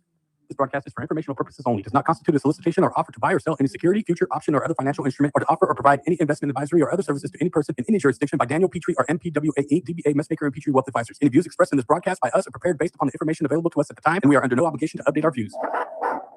Not again. This copier is always jamming. We should call American Business Machines. Since 1927, American Business Machines, an authorized Canon dealer, has been providing reliable office solutions. From state-of-the-art copiers to advanced printers, we ensure your business runs smoothly. Visit abm1.com or call us today at 1-877-YES-ABM1. That's 1-877-937-2261. American Business Machines, your trusted partner for all your office technology needs. I was always tired, sleepy, and had no energy.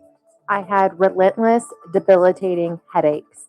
Valley fever has many faces and impacts people differently. If you have a lingering cough, fever, or painful breathing for more than 2 weeks, talk to your doctor. I am Quan Louie. I am Bryn Kerrigan. And we are the faces of Valley Fever. Visit kernpublichealth.com to learn more. I'm JR Flores. Catch my show, The JR Show, weekdays at 2 p.m. Now, back to the Ralph Bailey Show on News Talk 96.1 and AM 1180 KERN. As it was, no, it's not the same.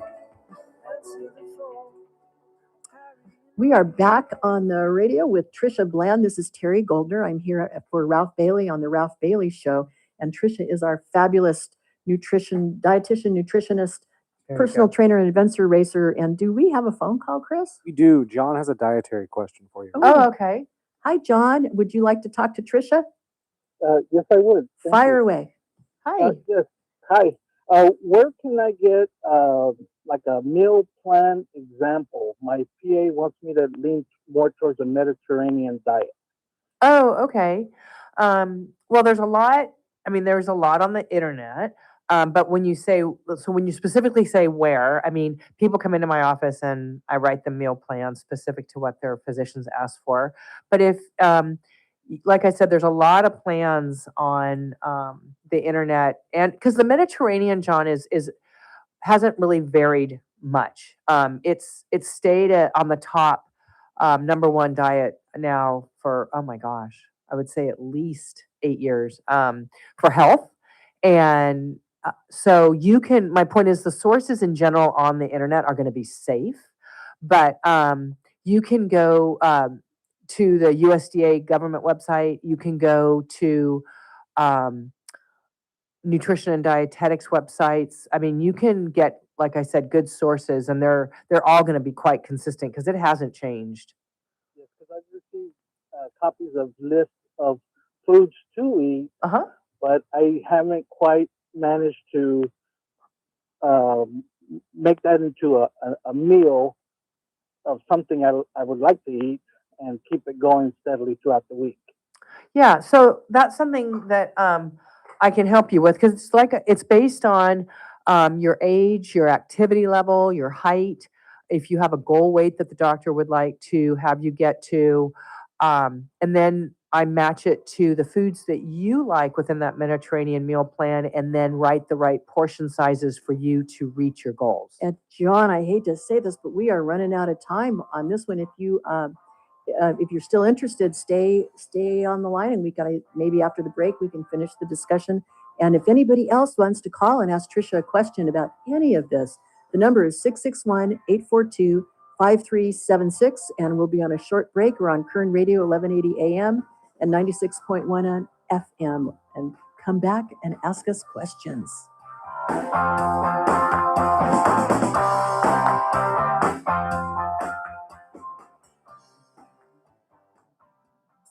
This is AM 1180 KERN Green Acres. This is 96.1 FM Bakersfield. Online at KERN. Yeah, we're at break now for about 5 minutes.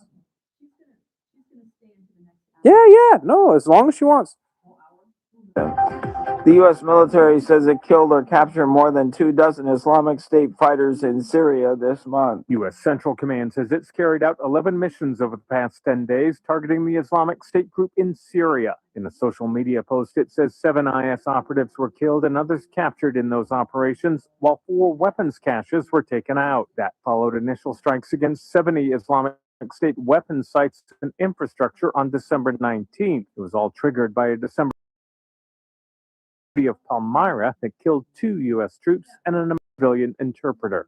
Ben Thomas, Washington. As the saying goes, the weather outside is frightful. Expect Arctic cold and snow for some in the central and eastern United States over the next few days. The blast will send temperatures tumbling by as much as 60 degrees, with biting winds sending temperatures below zero. And yes, there will be snow in some areas, for some in the Midwest and Northeast, as well as heavy lake effect snow around the Great Lakes. And you won't get a warm-up in Florida. Freeze warnings, freeze watches, and cold weather advisories are in place across much of the state and are expected to continue into Wednesday morning. Bill Alexander, Washington. Some Iowans are rigging in 2026 with a special election on the final Tuesday of the year, casting ballots for state senator in a race that offers Republicans an opportunity to reclaim 2/3 control of the chamber. Democrat Renee Hardman faces Republican Lucas Lofton in the special election for the state Senate seat, representing parts of Des Moines suburbs. The seat is vacant after the October 6th death of former state Senator Claire Chelsea, a Democrat. On Wall Street, the Dow down by 94 points, the NASDAQ dropped 55. More on these stories at townhall.com. Career changers, including veterans and active duty service members. Your transition starts here. Go from GI to IT in a matter of months. Become a certified cyber warrior with training at My Computer Career. Cybersecurity specialists are in high demand, offering IT pros great opportunities and a rewarding lifestyle while protecting our people, liberty, and treasured institutions from cyber threats. Deploy your career in IT today at mycomputercareer.edu/CWP, an elite CompTIA certification partner. VA education benefits are available to those who qualify. Hi, this is Rhett Rasmussen of BestHotGrill.com. We make the amazing Solaire infrared gas grills that are built to last and will consistently deliver better than restaurant grilled food. The Solaire infrared burner heats up to 1,000 degrees in just 3 minutes, even in the dead of winter. The high heat locks in the juices and flavor and grills food faster. Learn more about these fantastic USA-made grills at BestHotGrill.com. Solaire hot, fast grills at BestHotGrill.com. From the KERN Newsroom, your live and local news update on News Talk 96.1 and AM 1180 KERN. Coming off the rails in time for the new year, I'm Chris Davis. And that's exactly what a train did Monday night, and now that leaves a mess for you to avoid unless you want to get tied up in traffic. That derailment of several cars happened about 7 o'clock Monday night near Virginia Avenue and Monticello. That has caused some closures. Virginia Avenue is closed from Washington Street to Monticello. You will not be able to get over the tracks in that area. Kern County Public Works says they are working on that problem today. 3 people have been arrested, and now one of the 3 has had formal charges filed in the shooting death of 15-year-old Jacob Jesus Hernandez, which happened on Morning Drive back on September 26th.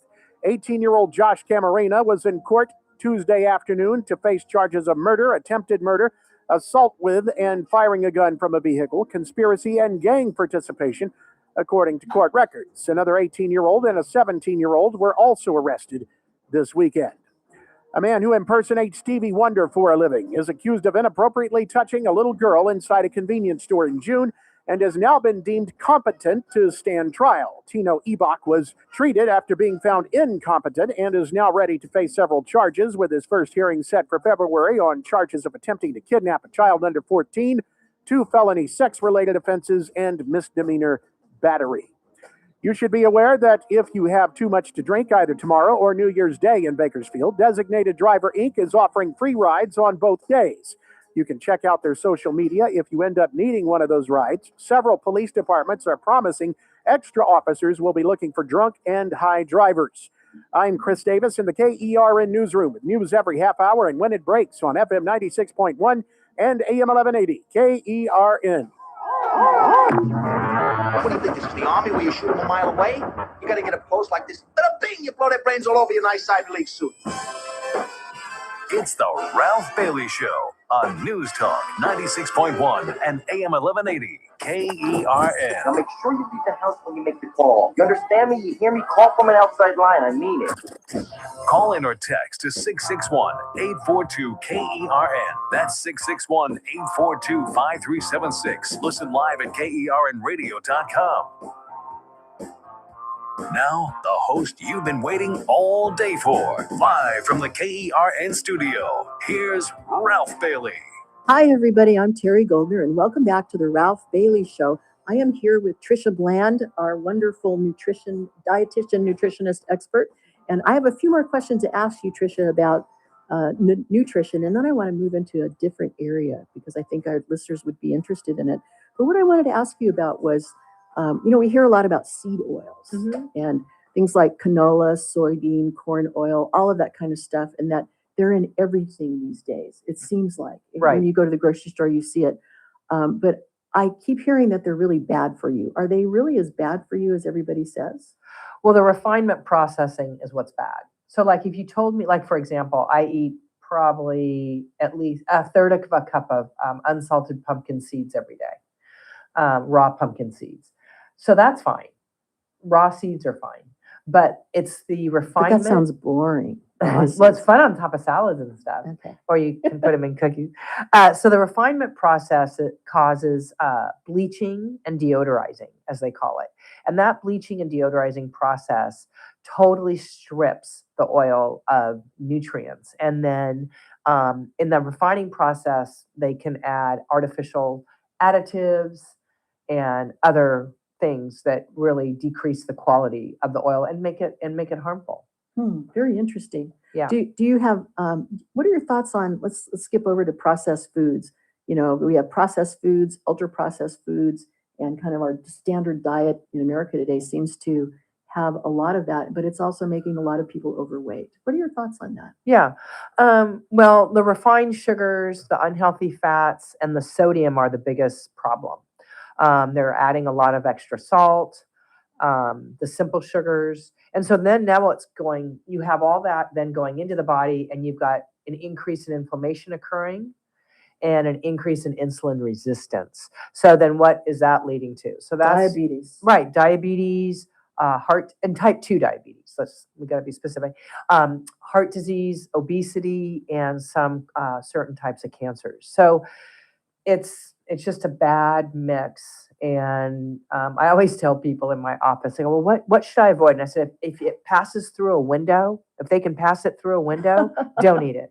So you're talking about McDonald's, Taco fast Bell, anything Jack in the Box. Yeah, the sodium content and just how can you get 2 tacos for 59 cents? I mean, if you cook, anyone knows there's no way. So like, it's simple, refined to the point that there's no nutritional value. So when's the last time you went to a Taco Bell, Trisha? Maybe when my kids were 4. And how old are they now? 38. There you go. So let's skip over. I want to talk a little bit about, because we talked about the dietitian, nutritionist. Let's talk about strength training. Yeah. You talk about, you've done a lot. You're an athlete. You've done all these wonderful things in these races that you've been in. Everything takes incredible strength and full body power, it seems like, in what you've been doing. How important is strength training versus just doing cardio as we all get older? Strength training is extremely important. The value for strength training is so much greater with advancing age. And for our listeners, when we talk about strength training, what are you talking about? Oh, just lifting weights? Yeah, just lifting weights. Yeah. Okay. And the reason why, it's been shown that it increases bone density. So there's the issues with osteopenia, the precursor to osteoporosis, and then osteoporosis, decreases like fracture risk, increases balance, increases muscle strength just overall, increases cardiovascular health. Just as far as increasing in blood flow as you are, pumping the weight, moving the weight back and forth and back and forth. So in that regard, it lowers blood pressure. Okay. And then it increases insulin sensitivity because every muscle cell of the body requires glucose, which is sugar from your diet, as an energy source. So it makes the cell more permeable to glucose coming in. So it increases insulin sensitivity to help with that because you need to have an insulin receptor on the cell to get the sugar to get into cells. The insulin is the doorway for the sugar to get into the cell of the body. So it increases that. So it draws the sugar out of the bloodstream. And we know if we keep sugar in our bloodstream, then we're going to have problems. That's where you start seeing neuropathies with diabetes. You start seeing eye problems with diabetes from the sugar crystals. And blindness. So there's just a lot of issues that go on with that. So strength training will fight against that. Yeah, and it increases mood, the exercise. And just also in general, it helps manage your weight. Because the more muscle mass we make, then we burn more calories at rest. Well, it's interesting because, a lot of women I know are told to avoid heavy weights because they're going to bulk up if they do that. What's the truth about lifting heavy for women that are, let's say, over 50 years old? Yeah, they won't bulk up. They might get a little bit, but they're not going to look, huge or anything where they can't fit into their clothes. Where do you think this came from? This idea that, you shouldn't lift heavy weights if you're a woman like that, you're going to get too bulky. Is that because men bulk up differently than women? I think the issue is they weren't looking at the age range. Like women that are younger are going to be able to respond. The body going to respond faster to increasing muscle, right? Because you're in your 20s and your 30s, mid 30s. But as we get older, we already have a natural decline in muscle mass. Okay. And that's called sarcopenia. And so we have to fight that. And in fighting that, that's what you're not going to bulk up because you've already got a natural decline going on at the same time. So why do we automatically lose muscle as we get older? Why is that? It's just part of the body, especially when there's a lot. Just also one of the biggest factors for women is due to the loss of estrogen with menopause. Ah, okay. Yeah. Okay. Well, that's what I wanted to ask you about too. I wanted to talk about before I get there, I want to talk a little bit about the hormones, but I wanted to ask you, recovery seems to be one of the biggest challenges as we get older, recovering and getting back, to where you were before. What are your top strategies for recovering faster and for avoiding an injury? What do you do? Yeah. So first of all, it's making sure that you get enough protein to support the muscle. Okay, and carbohydrate to refuel the muscle cells so it's not going to get injured. Okay, having healthy fats that are anti-inflammatory type. So those are your omega-3s. So keeping like salmon, walnuts, avocado, spinach, berries in your diet. Those things that are helpful for anti-inflammatory. So we want omega-3. Oh, you want omega-3s. That's and the bad ones are omega-6? Well, what's that? The problem is it's the imbalance. Like we need some omega-6s, but the problem is right now, the American diet has way too many omega-6s. What's an example of an omega-6? It's your seed oils. Oh, the ones that we just talked about. Yeah. Okay, got it. Yeah. Got it. Okay, yeah. Got it. So when we talk about, you mentioned menopause and hormones. Menopause gets blamed a lot. It seems like all the time for weight gain and a loss of energy in so many women. Yeah. So from your experience with clients and yourself, what's really going on there and how can we fight back naturally? And you think that's a good idea? Yeah. So a lot of people don't know that estrogen actually helps regulate where fat is deposited. So before menopause, fat typically for women is deposited in hips and thighs. And then when they go through menopause and estrogen levels drop, fat now goes to the belly. So that's where you hear a lot of women say, gosh, I went through menopause and I lost my waistline. But the problem is within the belly, it goes to visceral fat. And that is one that typically is not as healthy for the body is the visceral fat and can cause an increase in like LDLs on your low density lipoproteins, like on blood work. I know this sounds kind of gross, but is visceral fat, the stuff that, you see pictures of it and it's the yellow chicken fat kind of looking Well, it's stuff. a very hardening fat. Like when you push, it's not like subcutaneous fat that is squishy. So it's a harder fat. And it's also typically harder to get rid of. Yeah. Is visceral fat. Doesn't sound good. Yeah. So hormone replacement, we've had a lot of that in the news lately. That's controversial. What's your view on that for active women? Yeah. I really think it's a personal, you know what I mean, a personal feeling for it. You definitely want to make sure that, when there's going to be, so estrogen spares calcium loss, and then you lose estrogen, and we typically see, calcium is no longer, you can lose calcium in your bones. And there's what's called a reabsorption, it kind of is leached out. And you don't want to have that, obviously, because that can then make you prone to fractures and have that osteoporosis, osteopenia. And so that's why women have done hormone replacement. But if you do weight bearing activity and you can keep your, increase your bone density, a safe way in older women, if they feel like, well, how can I safely do that? Brisk walking, um, there and cycling, and then swimming, and also doing weight bearing exercises where like you're holding a weight but you squat. So you got to remember that we need to be able to get up and out of a chair and up and off the floor. Otherwise, we're going to lose our independence, and that's when we see people unfortunately go into assisted living facilities. And we don't want that as we age. And so it's going to be important that you do maintain that. And the other thing is too, make sure your diet's rich in calcium. Get out in the sun 30 minutes a day when the sun's out. I know we didn't have it for a long period recently, but get out and get your vitamin D. And is just getting 30 minutes of sun a day enough for your vitamin D every day? Yeah, it is. And don't wear sunglasses. I mean, you don't have to look directly at the Don't wear sun, sunglasses. but don't wear Then sunglasses you'll get because wrinkles. you absorb it through your eyes. Really? Oh, I didn't know that. Yeah, yeah. As well as your skin, but you absorb it through your eyes as well. And that's So why they say eye don't put on a wrinkles- ton. Eye wrinkles versus vitamin D. Yeah, don't put on a No. ton of sunscreen. Well, you can put sunscreen on your face and then just let your arms. Yeah. So But my 30 point minutes. is, just don't look at the sun, and you can just be out in the sunlight. But yeah, for 30 minutes, and then make sure your diet's rich in calcium. You can take D3, but a lot of people will get, typically at the age of 60, they want you to get a DEXA scan, and that's to look at your bone density. And where do you get a DEXA scan?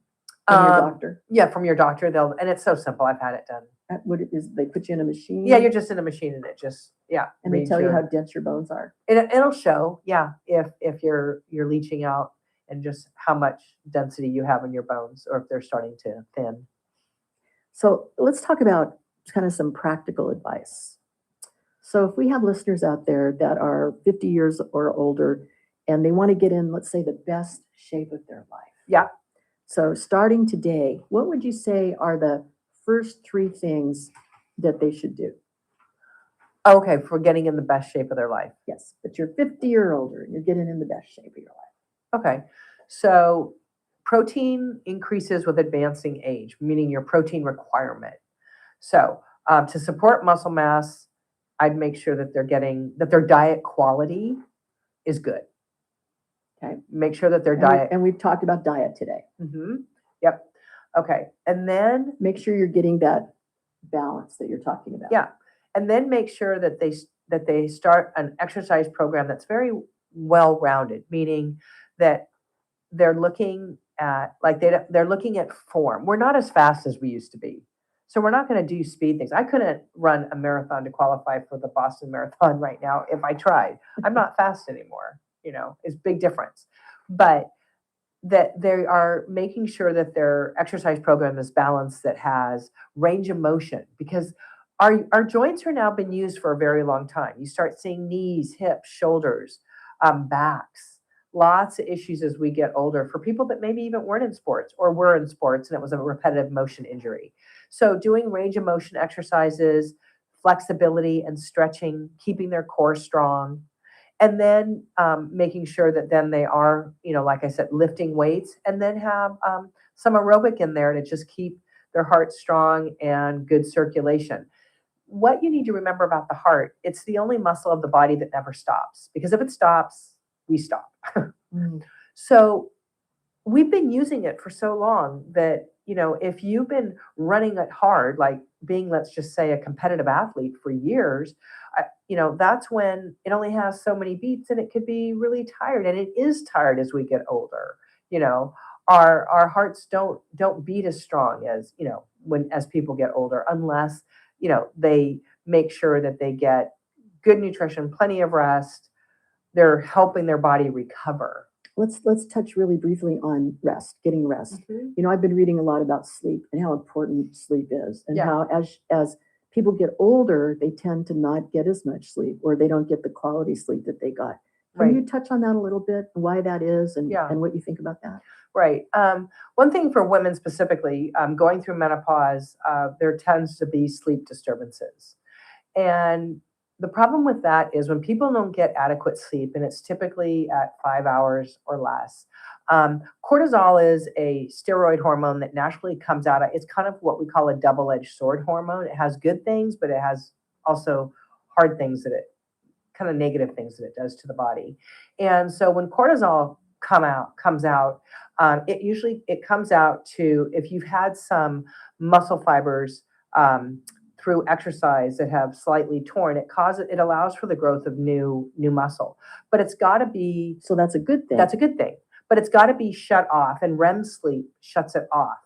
And if it doesn't get shut off, then there can be continued muscle degradation, as well as the fact that then it causes free fatty acids to be secreted from the liver. And so now we've started to make fat cells without eating. And now we've done a whole new metabolic cascade of problems. Did you say make fat cells without eating? Yeah. Oh, that's horrible. So with that being said, that's awful. I know, you want to make sure that people are getting adequate sleep to shut off cortisol and allow the body to recover. Because the body does way more than what people think it does at night. The body is when it does all its repair and recovery. And if you don't get enough sleep, then you're never recovering, you're never repairing. And as a result, you're going to get actually weaker by not allowing your body to repair itself and not stronger. I get really, people will come into my gym and they'll say, like, I had a gentleman just this last week, and he goes, oh, I just went to bed at 3, and he walked in at 6 o'clock. And I said, you shouldn't be here. You need to go. You need to be sleeping. So in your view, how much sleep should you get? 7 to 8 hours. Okay. So these folks that are getting 5, 6, that's really not enough. Yeah. That's based on all the studies. The recommendation is 7 to 8. There's a lot of people that get 6, and they say they do great at 6, but the body has a lot to do while you sleep. Okay. Well, very good. Well, that's one last thing. Where can listeners find you? Your website, social media, books, programs? Where can they reach you? I have a website, www.trishabland.com. They can reach me there. And Well, thank you very much, Trisha. So that's, thank you for staying over and talking to us for so long. You're welcome. A wonderful, wonderful guest. It's great to have you here. Thank you, everybody. We're going to go on a break. We're at Kern Radio at 1180 AM, 96.1 FM. And if you have any questions for me, Trish is leaving now, but if you have any questions for me, 661-842-5376. See you after the break. News Talk 96.1 and AM 1180 KERN. Start your day right. First Look with Scott Cox, 6 to 9 a.m. On the Wednesday edition of the First Look program, we'll tell you what all the cool kids are doing for New Year's Eve. John Cox will be joining us with the news quiz. We'll be just celebrating my 26th year of doing this. We'll have news, we'll have traffic, we'll have weather. It's all happening 6 to 9 a.m. right here at News Talk 96.1 and streaming live on the internet at kernradio.com. First Look with Scott Cox, 6 to 9 a.m. News Talk 96.1 and AM 1180 KERN. Meet Paul Sheldon's client, Guy Picard. Hi, my name is Guy Picard, and I am very happy that I found Paul Sheldon. What a relief it is trying to turn 65 and find somebody like him to help me navigate this industry. I think that it's really important that you look at all of the options that you have and then give Paul Sheldon a call, because he will create a plan that fits your budget and fits what you're trying to achieve as far as trying to get the best possible medical care that you can have. So I'd like to recommend Paul Sheldon to any of you out there that are trying to navigate the medical industry turning 65. Give Paul Sheldon and his staff a call. They are awesome. And I'd just like to say, Paul and your whole entire staff, you guys rock. When Medicare matters, our team has the answers. Team Paul Sheldon. 398-2298. We ask parents who adopted teens to share their journey. Nathan has taught me to embrace the moment Age-wise, I mean, I'm in the late 60s. I'm old enough to be his grandfather. Will he be embarrassed to acknowledge me as his dad? I think the most important thing we can do is let them know that they're safe, that they're valued and cared for and loved, and that they're important. I knew I wanted to be adopted by him because of how he taught me to be the person who I am today. And it's coming from a dad that didn't expect to become a dad. And I feel very proud to be his son. I was what he needed, and he was what I needed. Every day is full of new opportunities. That's what it's been about, realizing the simple things that it takes to make such a huge difference in these kids' lives.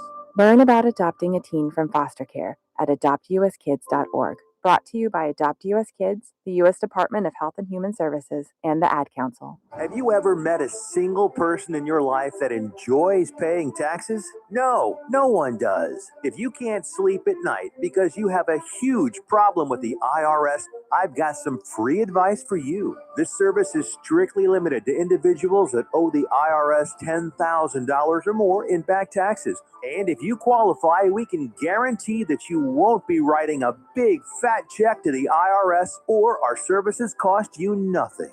The first 100 people that call today will get a free tax consultation worth $500. Stop worrying about your IRS problem. We can help you, we promise. Call the tax doctor right now. I mean right now, to learn more. 800-215-2418. 800-215-2418. 800-215-2418. That's 800-215-2418. I was always tired, sleepy, and had no energy.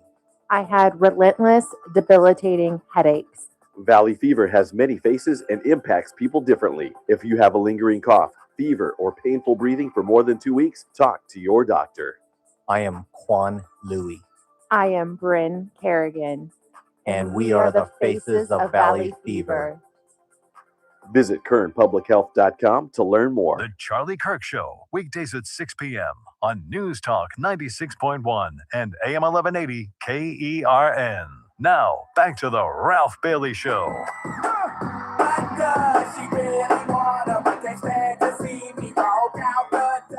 Hi, everybody. This is Terry Goldner. Welcome back to the Ralph Bailey Show. We're heading into the end of our almost the last part of the show, but our guests are no longer here. I want to thank Frank, and I want to thank Frank Wildridge and Trisha Bland for being our very interesting guests today. And now it's just me. So I have some things that I want to talk about with you too. And if you have any questions that you want to ask me about anything legal, I can't give legal advice, but I can tell you what I think about things. So if you want to call in and ask me any questions at all, feel free to. The number is 661-842-5376. So one of the things that I like to talk about on Tuesdays as part of my regular time slot with Ralph is I always like to talk about legal issues, kind of cutting edge things. And a lot of times politics are involved in the legal cases that we discuss, and sometimes they're not. But I find it really interesting to, my history is as a former judge and former county counsel. I've been around for a long time, and I just love the law. And one of the things that I do is I teach constitutional law at the local law school. I teach it with a retired judge, John Summers, and I'm hoping that he will be able to come in and speak with us sometimes about some of these hot topics on con law, and because we have a lot of fun teaching the class together. And one of the things that I'm really intrigued in that has happened in the last week is the case of the National Guard and President Trump wanting to actually sending the troops into Chicago and to the other places that he sent them into. And the Supreme Court kind of ruled on that in a way, and that's what I want to talk about when we get back from the break, because that's a very interesting issue, and there's three other things that I want to talk about too. So hang on, come back after the break. Call me if you have any questions. Kern Radio at 1180 AM, 96.1 FM, 842-5376. We'll see you on the other side of the break.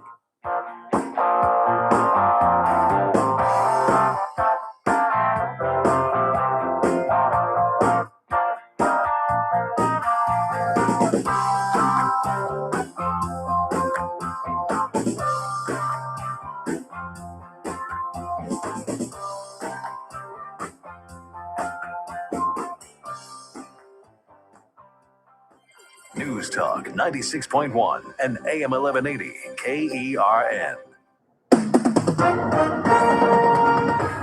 With SRN News, I'm Keith Peters in Washington. A federal judge has temporarily blocked the deportation of South Sudanese immigrants in the U.S.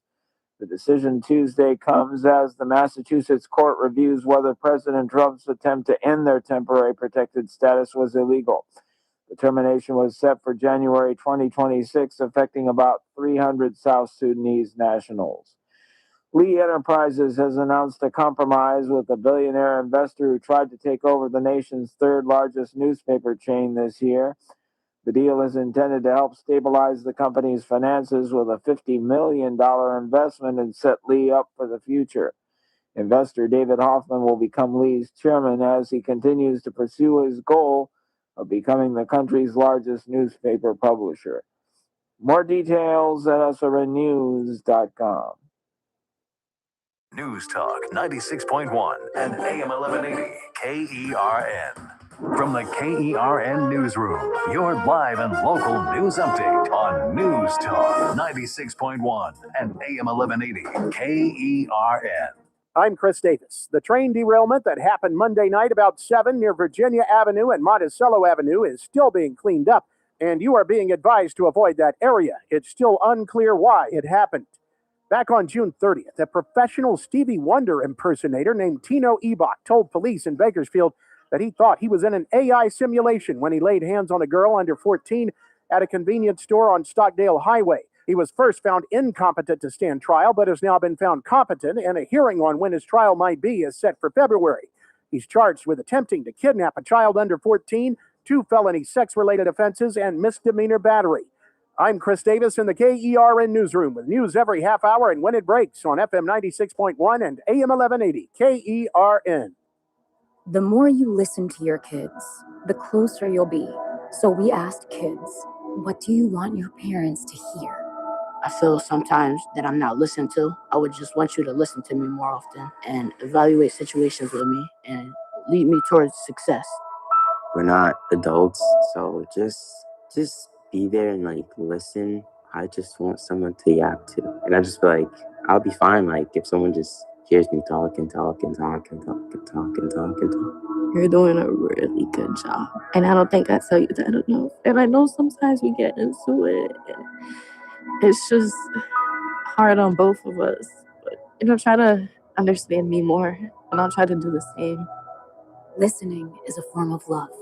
Find resources to help you support your kids and their emotional well-being at sounditouttogether.org. That's sounditouttogether.org.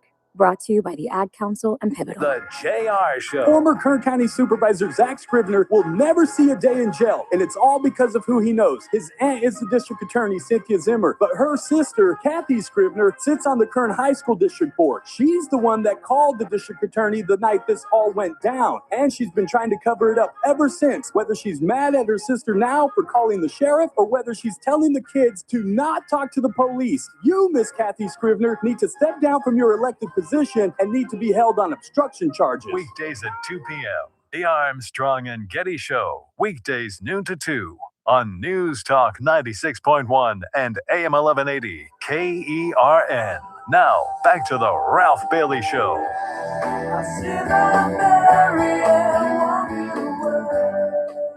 Hi, everybody. This is Terry Goldner, and welcome back to the Ralph Bailey Show. I'm sitting in for Ralph today and very grateful to him for giving me the opportunity to do this.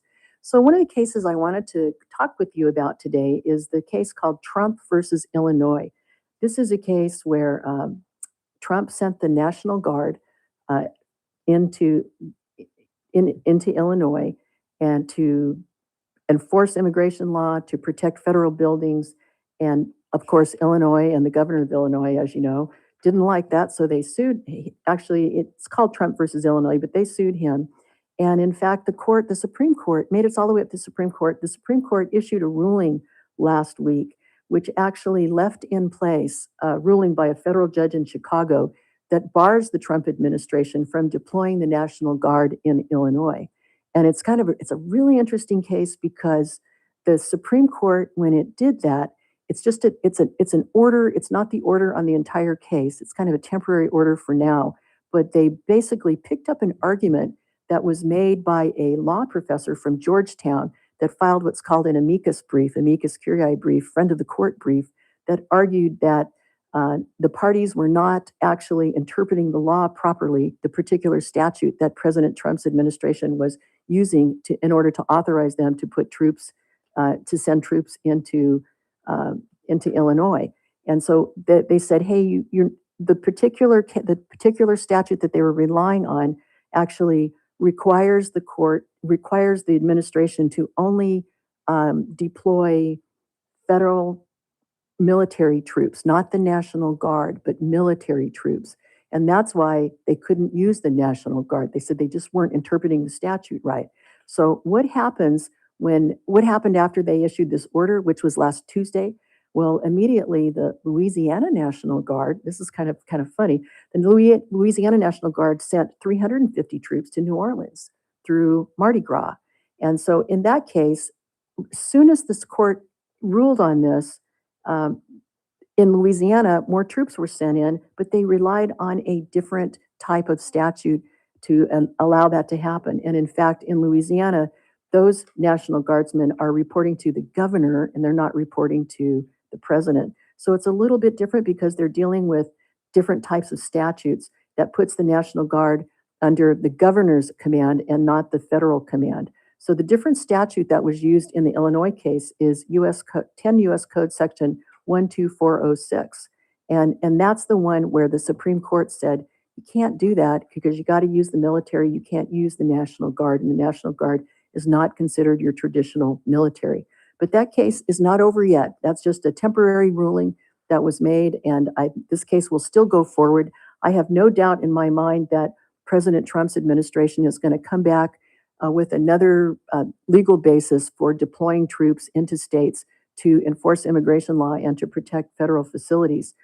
It's very interesting because one of the laws that is being discussed in these cases is something called, it's got a wild name. It's called the Posse Comitatus Act. I don't know if anybody have ever heard that before, but basically what it does is it bars military law enforcement without express authorization. So the president has to actually identify a statutory or constitutional authority for the regular military to execute the laws, and then he has to show that there's an inability to do so. So what is the Posse Comitatus Act? That's a different statute. It's Section 18 of the United States Code, Section 1385, and it talks about using the Army, the Navy, the Marine Corps, the Air Force, and the Space Force as Posse Comitatus. And basically what it says is, whoever, except in cases and under circumstances expressly authorized by the Constitution or an act of Congress, willfully uses any part of the Army, the Navy, the Marine Corps, the Air Force, or the Space Force as a posse comitatus will be fined or imprisoned. So it makes it illegal to do that. And what does posse comitatus mean? Posse comitatus means it's Latin for power of the county. And basically it came around many, many years ago when sheriffs needed to call on citizens to come in and help them enforce the law. That's what posse comitatus is all about. So you're going to be hearing, I think, more cases coming up on deploying the National Guard, but they're just going to start using different theories to actually do it. So the case isn't over yet. Three of the judges, actually there were four judges that wrote, three judges wrote dissenting opinions. One wrote a concurring opinion, but really didn't like the decision altogether. And so it's not done yet. It's not over till it's over. I think we're still going to have more litigation on this. Another case that's coming up that I'm really excited about, not excited, interested in, is the birthright citizenship case. And that is a case that it's going to be heard by the Supreme Court early, I think, next year.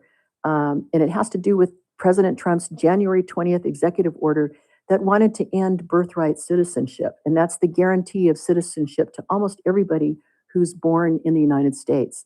That particular executive order, it hasn't gone into effect yet because immediately in several states, people sued over that to try to stop the enforcement of that order. And so that's something that you're going to see coming up. The United States is actually one of about 30 countries, including Canada and Mexico, that offers automatic citizenship to just about everybody who's born in the country. And birthright citizenship is something that was added to the Constitution way back in 1868 when the 14th Amendment was adopted after the Civil War. And there's a section of the 14th Amendment, and it's called the Citizenship Clause. And it provides, and this is what the whole fight is about, just these words: all persons born or naturalized in the United States and subject to the jurisdiction thereof are citizens of the United States and the state where they reside. That's what the fight is about. What does it mean when someone is born in the United States and subject to the jurisdiction thereof? There's two cases that have been around for a really long time. One of them is a really famous one from 1857. It's called Dred Scott versus Sanford. And that's a case that actually holds that a Black person whose ancestors were brought to the United States and enslaved was not entitled to any protection from the federal courts because he was not a United States citizen. And then there was a later case that has to do with somebody called Wong Kim Ark. And that's where the court actually rejected the government's argument that he was not a United States citizen, with the justice who wrote the opinion explaining that the 14th Amendment, although it was enacted to establish citizenship for Black people, affirms the ancient and fundamental rule of citizenship by birth within the territory in the allegiance and under the protection of the country, including all children here born of resident aliens. So this birthright citizenship case actually is a fight over cases that have been around since 1857 and thereafter. And so now there's a whole lot of birthright lawsuits that have been brought throughout the country in different federal courts. And so far, just about every single one of them has said, no, you can't stop birthright citizenship, and no, that executive order that President Trump signed, that's not going to fly. But I think a lot of people were really surprised when the Supreme Court decided that they were going to grant review on this case and actually decide the issue once and for all. Because despite what a lot of the legal, I guess you could say the legal talking heads have said so far, there actually has been no case directly on point addressing those particular words in that particular portion of the Constitution. And so I think once and for all, the Supreme Court is going to get down to the bottom of it. We're going to get a detailed ruling on birthright citizenship. And I think that's going to be really exciting. I actually think that's going to be a game changer with respect to elections when it rolls around next time. So be on the lookout for that one. That's going to be a fun case to talk about. And I'm really looking forward to going over that with you next year. Another case that I'm really interested in is, well, let me ask Chris, how much time do I have, Chris? Well, you have plenty of time. Don't worry about that. Oh, good. I do have a couple callers for you as well. Oh, great. Another case I'm really interested in is the marijuana cannabis rescheduling that's going to happen. President Trump had a press conference, and he had a meeting with some people from the marijuana industry, from the cannabis industry, as well as people that who are kind of in his inner circle.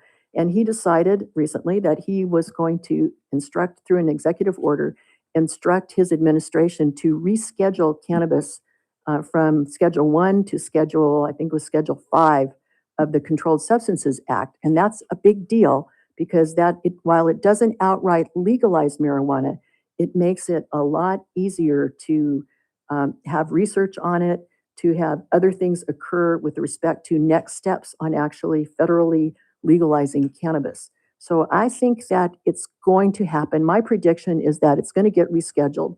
And I also think that marijuana will be legalized. I think it's going to happen in the next year, in the next calendar year. So that's a hot case. And there's not a case filed on it yet, but there will be, because a lot of groups, a lot of anti-marijuana, anti-cannabis groups are claiming that they're going to, of course, file a lawsuit to try to stop these things. And I think you are going to get some lawsuits on it, but very interesting case. It's not enough, the December 18th executive order by the president, it's not enough to rewrite federal drug policy that's been here for more than 50 years, because the president himself doesn't have the authority to unilaterally reschedule a drug. It has to go through a legal process. And the process can be done in a couple of different ways, but one of the ways that it can be done and expedited is through the Attorney General. And we haven't heard from Pam Bondi yet about what she's going to do in response to this executive order. But if the DOJ, if the Department of Justice actually takes that path, and the executive order has instructed Pam Bondi to take all necessary steps to complete the rulemaking process related to rescheduling marijuana to schedule, actually it's going to be in Schedule 3, not Schedule 5, that she's got to do that. So we'll see how she's going to do it. She can do it the hard way or she can do it the easy way. If she does it the hard way, it's going to mean that there's going to have to be a lot of hearings, there's going to be a lot of comments, there's going to be a lot of comment period on it. And the last time they had comments opened up for rescheduling of the drug, I think there were something like 43,000 comments that were received by the public on this. So this is a really, really hot topic. And it's something that is going to be happening, I think. You're going to see some action on it in the next 3 or 4 months. And so I'm looking forward to that as well. Another issue that I'm really interested in, it hasn't come to the Supreme Court yet, but I predict that it will probably in the next 6 months, has to do with pronoun policy disputes. Now, President Trump issued an executive order talking about pronouns, and you see a lot of school districts coming out and saying, you have that teachers, for example, have to use pronouns. We're talking about she, he, we, they, all of that sort of thing. And teachers are getting sued when they're not wanting to follow these pronoun policies. And so there's a lot of conflicting rules on pronoun policies that are coming out of the cases that have been filed in 2025. For example, in Wisconsin, there was a Wisconsin school district that actually settled a lawsuit after actually firing a teacher for not using a transgender student's preferred pronouns. Fired the teacher over that. In Ohio, there was an appellate court that ruled against an Ohio school district that had prohibited offensive or insulting pronoun-related language. In Virginia, there was a school district called the Chesapeake School Board, and that actually mandated the use of pronouns based only on your sex at birth. So there's kind of the other side of the pronoun argument. And so there's a lot of lawsuits floating around the country right now that are supported by people on both sides of the issue, including religious liberty groups that are challenging what they are describing as compelled speech in public schools. Basically, compelling teachers to refer to students in a certain way or not to refer to students in a certain way. So these cases really kind of underscore, I guess, what you could call the unsettled nature of the pronoun policies right now in the United States. And they really highlight a lot of the debates that we have nationally about gender identity, religious freedom, and constitutional rights in the education space. So I predict that the Supreme Court is going to define in this next year that they're going to provide some definitive guidance on the constitutionality of these regulations, whether public schools can compel or restrict the use of certain pronouns among their employees. That we're only talking about public schools here, we're not talking about private schools. So that's another, I think, a really hot topic that's going to be coming up, and I'll be paying close attention to that. And when the cases make it up to the Supreme Court, I hope to be able to talk to Ralph about it on our regular Tuesday installment discussions. So I understand we have a couple of callers, and I'm happy to take those calls now, Chris. Okay, Brad is first. Hi, Brad. This is Terry. How are you?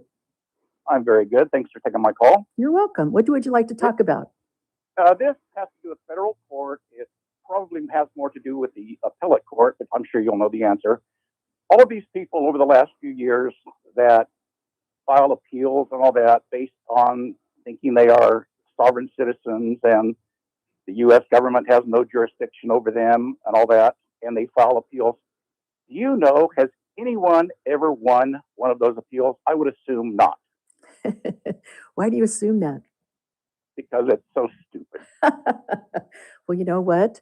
You have a very keen sense of the obvious. And the answer is no. Nobody's ever won a case like that, ever. And that's been around for a long, long, long time. I guess it's possible. There's some judge, if it's an appellate matter, it's not just going to be a single judge. It's going to be, right. At least 3 judges, perhaps maybe even more if they do it to the full panel. But no one's ever won anything like that. They've tried for a long, long, long time. And, not only they're claiming that the federal government doesn't have any, federal courts don't have jurisdiction or federal government doesn't have jurisdiction. I remember back when I was in Superior Court, as a Superior Court commissioner, I can remember one of my very first family law cases, believe it or not. It was a custody fight. And I remember that somebody came up to the bench and he was very upset and he pointed at the flag that was behind me, behind the bench, and it had fringe on it. And he said, that is a wartime flag because it has fringe on it, and you don't have any jurisdiction to make any orders in my case because we're not in wartime, and you've got the wrong flag, and there you go. And that was one of the craziest things I've ever heard. But I actually thought, you know what, I better research all of that because I'd never heard anybody make that argument before. So I've been following those kind of cases where they say government doesn't have jurisdiction to do this or government doesn't have jurisdiction to do that. Right. If cases ever make its way up to the Supreme Court, I'm quite certain that they're going to get shut down anyway. But one justice who might be more inclined to not necessarily rule their way, but be a little empathetic would be Justice Gorsuch, because he's very much of he likes to limit government intervention in things. So he's somebody that in that particular topic might be interesting to pay attention to. Does that answer your question? And it does, thank you. And you know, the thing is, if it ever was upheld somehow, there would be no more federal justice system. It'd go away. Right, absolutely. One last thing. Interesting, first hour. In 1978, Frank Woolridge and I became rookie officers together at the Bakersfield Police Department. Oh my goodness. Wow. So you remember Frank way back when? Oh, I worked 30 years with Frank. Oh my gosh. Well, you know, he was telling me what he was like. This was before we went on the air. He was telling me what he was like when he first became a police officer. And sounds like he's changed a lot over the years. But we were talking about how, you know, your attitude changes towards things. The more you know, the more you get used to being around people and trying to figure out how to handle people. And was that true of you too? Did you change a lot during your years? 100%.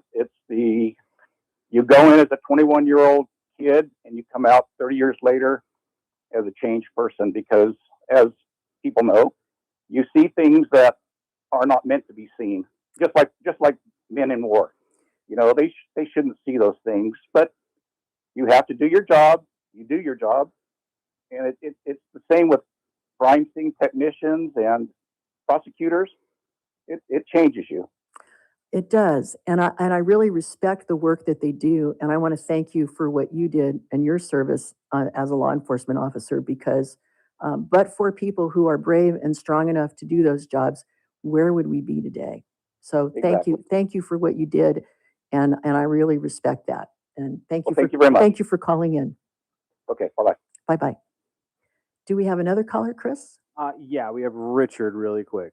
Hi, Richard. How are you? Hi, I'm doing great. How are you, Terry? Good. Do you have a question for me or something you want to talk about? First, I just want to say happy holidays, Merry Christmas. I used to work for you. You I'm did? not sure if you remember. I'm not sure if you remember any Richards working for you, but you probably Richard, did. where did you work for me, Richard? With the court or? No, at County Council. At County Council. What did you do, Richard? I was your IT guy. Oh, Richard, I know who you are. Of course. Oh my goodness. What are you doing now? I'm at child support now. I still do it, but now I'm like a tech supervisor. Oh my goodness, you've moved way up the food chain. Congratulations. Oh, thanks. That's great. Well, it's good. That's a nice job. Congratulations. And thank you for remembering me. That was a long time ago. Well, I mean, you were always so nice. Oh, thank you. I really enjoyed working with you. I learned so much about how government works and the law, and also I think we really had great holiday parties, and they were always remember that. We did. I do remember a few times that my assistant county counsel, Mark Nations, he always used to come up with really funny poems about the holidays and about all of us in the office. I kind of miss all that. You know, I don't know if you remember that. Anyways, did you just want to say hi, or did you have a question? Basically wanted to say that, and then I'm hoping people. I'm actually going to be in a show at the Ovation Theater, so I'm hoping people will come and see that. It's kind of a show. Wow. Yeah, it's kind of for like adults only. I think it's based on the movie Groundhog Day. It's called Groundhog Day the Musical. Why is it only for adults? Because Groundhog Day was wasn't that like a PG or a G movie? Yeah, this is at least PG-13. I think they threw in some extra jokes, but which I didn't know at the time. But for adults, it's really good. It still has the same story. It's changed a little bit, but most of the story's there. It's the same characters. And I kind of feel like because of some of the songs, it kind of goes deeper into life choices and appreciating and making the best of life. And so it's still a really inspiring show. Oh, it sounds like it's got a good story and a good thing behind it. And I'm closing my eyes right now. I can picture you coming in my office and talking to me. We had a lot of talks, didn't we? I remember that. Yeah. You were a very patient guy. I always think that people that are in IT either have to be extremely patient or they have to be on Prozac. So that's what it takes. Anyway, I don't know if you knew. I should say this. One of the best IT guys that I ever met was at federal court, and he was in the Fresno courthouse. But he also came down and he helped me with the IT when we put the federal court together here in Bakersfield. And he is the brother-in-law, or he was the brother-in-law of Scott Cox. And that's how I first heard about KERN radio, was through that. And he told me a lot of brother-in-law stories about Scott Cox, and I've never met Scott Cox. But it sounds like he's a good brother-in-law. But he's got a great brother-in-law as an IT guy at the courthouse in Fresno. I'll just say that. So thank you for everything that you do. Oh, that's a great connection. And then Chris's uncle Ken is in the show. He's the vocal director. I was just about to actually say that. Your uncle is in the show? He is, yeah. Who's your uncle? He is my dad's brother, Ken, who... Well, I figured he was a brother of one of your parents. Your dad's brother, Ken? Yes. And what does he play? Do you know what the role is? I am trying to remember. Richard, what role does he play? He's the vocal director, and he plays Ned Ryerson and also one of the elders. Oh, wow. So very good. He gets one of the most emotional songs, I think. It's it really goes to, like, they don't really talk about it that much in the movie. It's just hinted in the movie. But, what's the song about, if you don't mind me asking? It's called it's like about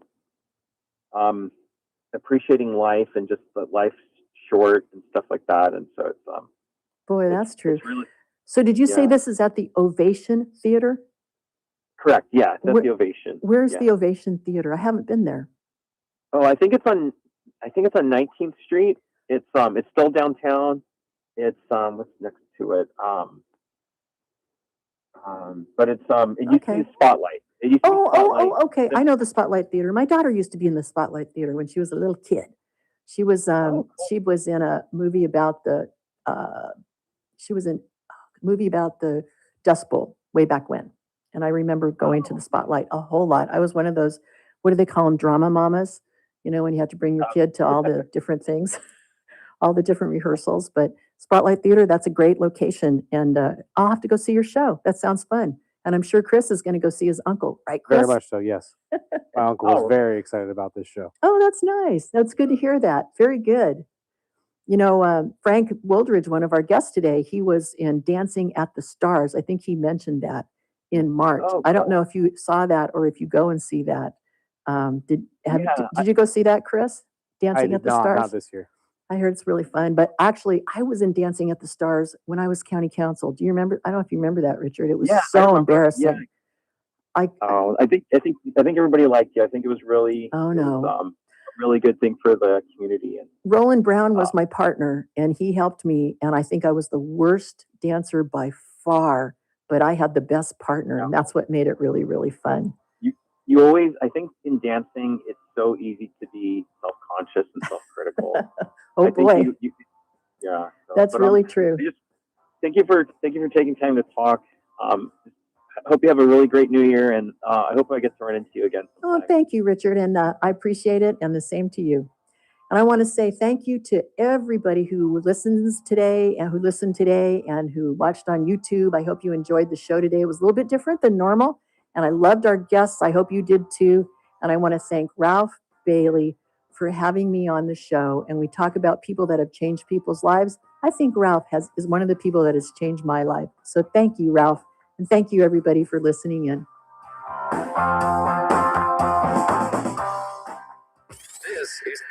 1180 KERN. Green Acres, this is 96.1 FM. Bakersfield, online at KERNradio.com. News this hour from Town Hall. I'm Keith Peters in Washington. Authorities say they're cracking down on fraud